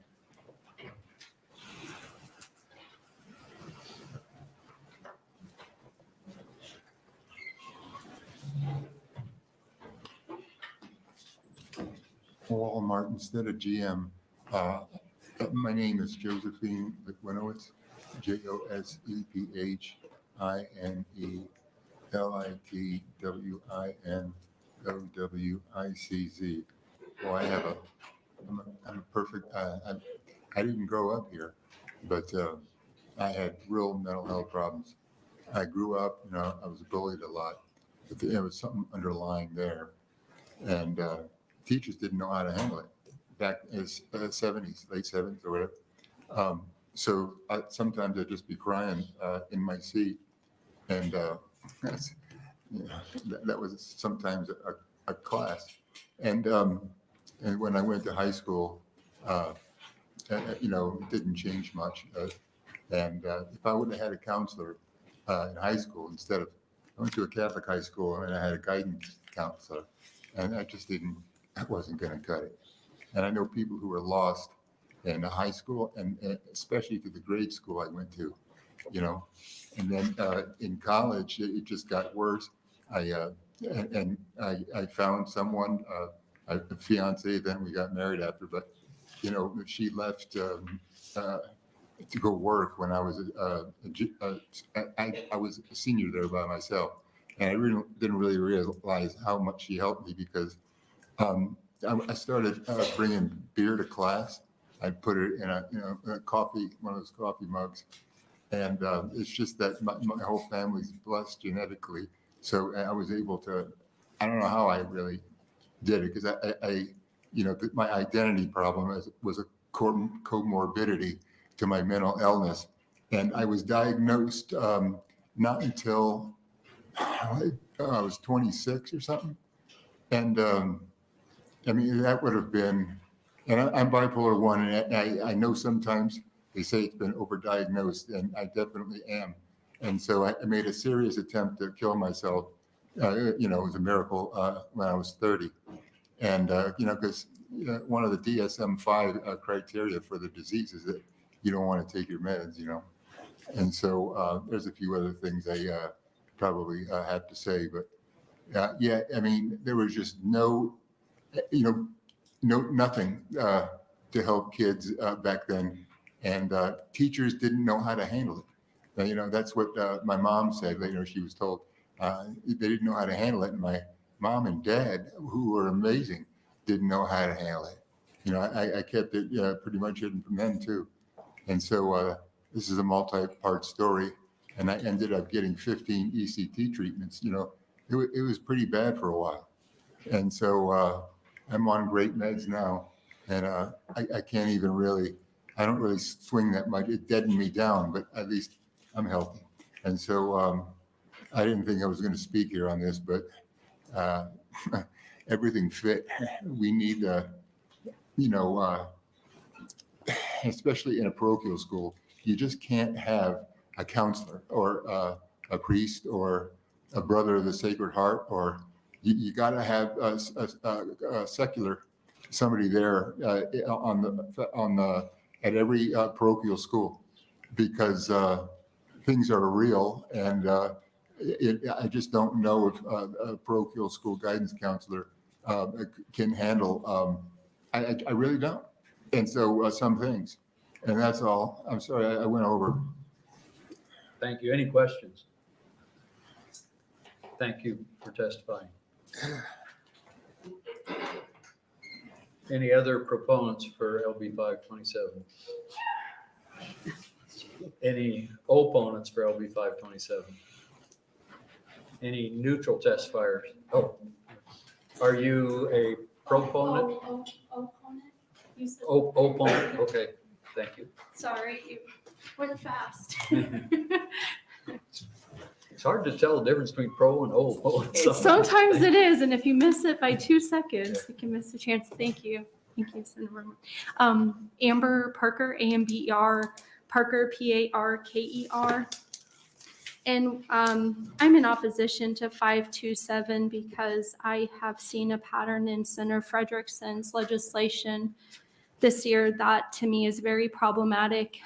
Questions with parental rights, questions of the process of who information is given to, and the direction through counseling and psychologists. And it seems that it is through a very strong push with, LGBTQ trans agenda. I first want to say that I'm grieved to hear of suicides that have happened here in some Nebraska schools. And I should say school. And there's pain. And our kids, I look at what they've been through, and they were told to wear masks. Their schools where their teachers would have been their friends, and some of them still. But some of those principals, vice principals, the teachers in the class had turned into more so of a police enforcing mask rules. And that scares a child. Even adults were scared. And I don't know if currently here in the capital city that's still going on with the masks by the mayor, the current mayor.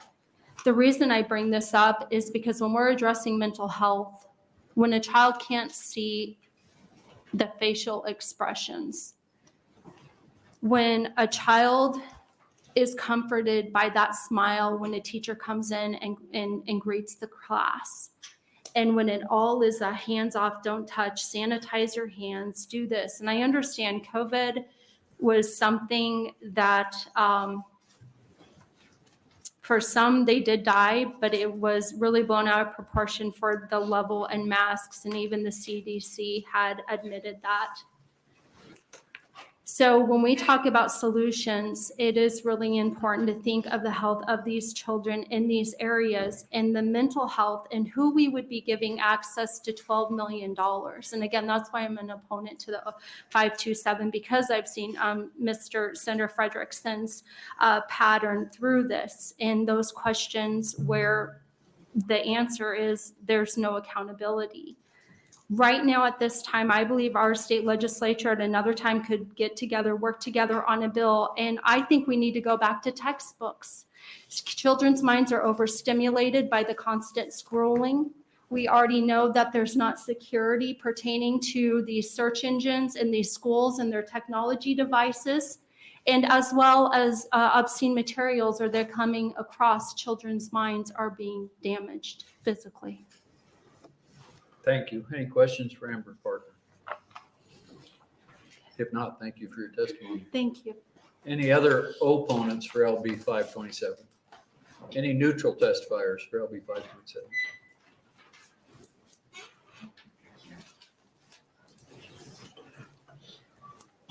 Good afternoon. Good afternoon, Senator Erdman and other senators on this committee. My name is Roberta, R-O-B-E-R-T-A, Cleaver, K-L-E-V-E-R. I really had not intended to testify anything about this bill today, but sitting here listening, I just felt compelled to give the obvious solution to this dilemma. Mental health is extremely important. I'm not against mental health. That's why I'm testifying in the neutral position, because I'm not against mental health. I'm a former registered nurse. I know there are mental health issues that need addressing. However, I think the increased occurrence in the past few years, actually the last 50 years, especially in school children, can be directly traced back to when we took the Bible out of the classroom. One of our founding fathers, and I wish I could remember his name, but I don't recall his name today, but he actually stated that the Bible was the most essential, important textbook that could be used in the classroom. It actually gives children a moral foundation to stand on and gives them hope for the future. So maybe all these things would be changed if we went back to what our Creator gave us in his instruction book and teaching absolute truth to these children so they don't have so much confusion. Thank you. Thank you. Any questions for Roberta Cleaver? If not, appreciate your testimony. Any other neutral testifiers for LB 527? If not, Senator Fredrickson, you're welcome to come up and close. And while he's coming up, there are online 9 proponents, 2 opponents, and 0 neutral. All right, thank you. I will keep this fairly quick. I just want to take the time to first and foremost thank all the testifiers who came out and spent the time to come out to both share their personal stories and their experiences, but also their expertise. I really appreciate those who were here today. I think, through the testimony provided, I think it kind of clearly underscores and highlights the need here and the importance of this type of legislation. Senator Wallace, you had asked earlier about whether or not there were sort of the infrastructure in place in the schools for the point person.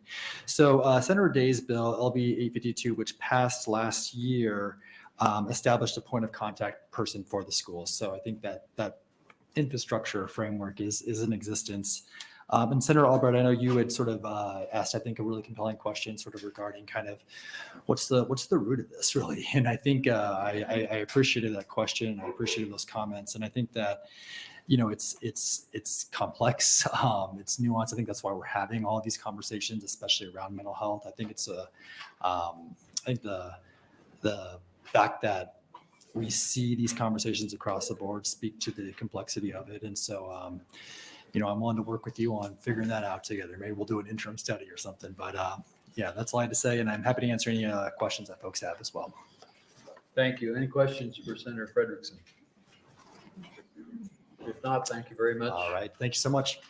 And that will close the hearing for LB 527. We're going to take I hope, less than an 8 or 9 minute break as soon as staff gets back. We'll start again. So, short break.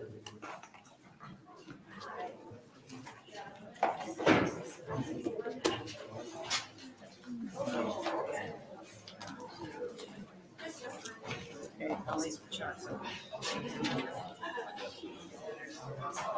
That's the I think chocolate. I have to leave before I invoice your bill. Do you have to sign it? We have to write in the bill. But I made it.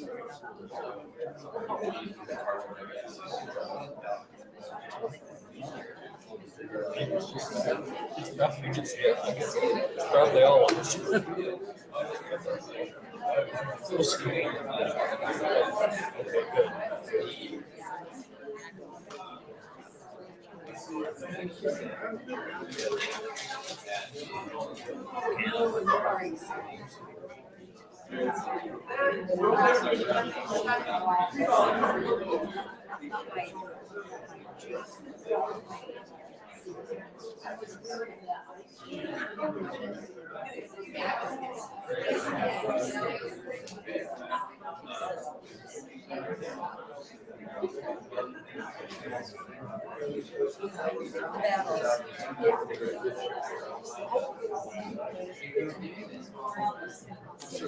Yeah.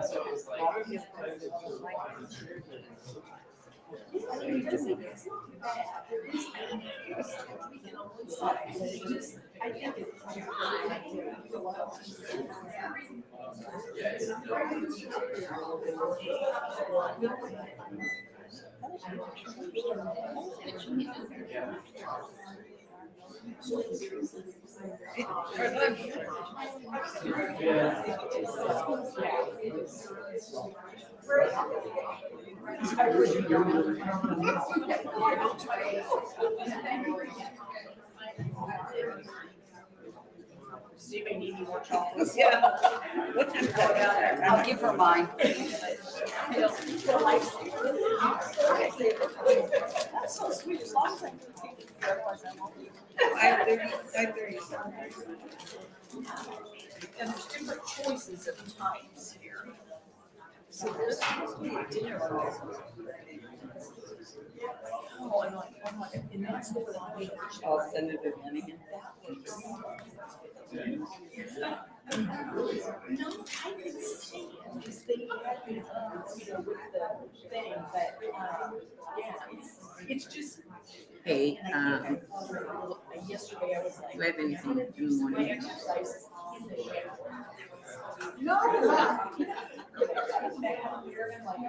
Can you turn the mics up since we're in break?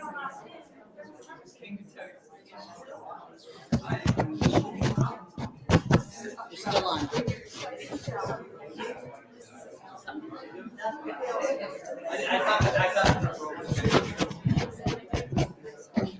Hello?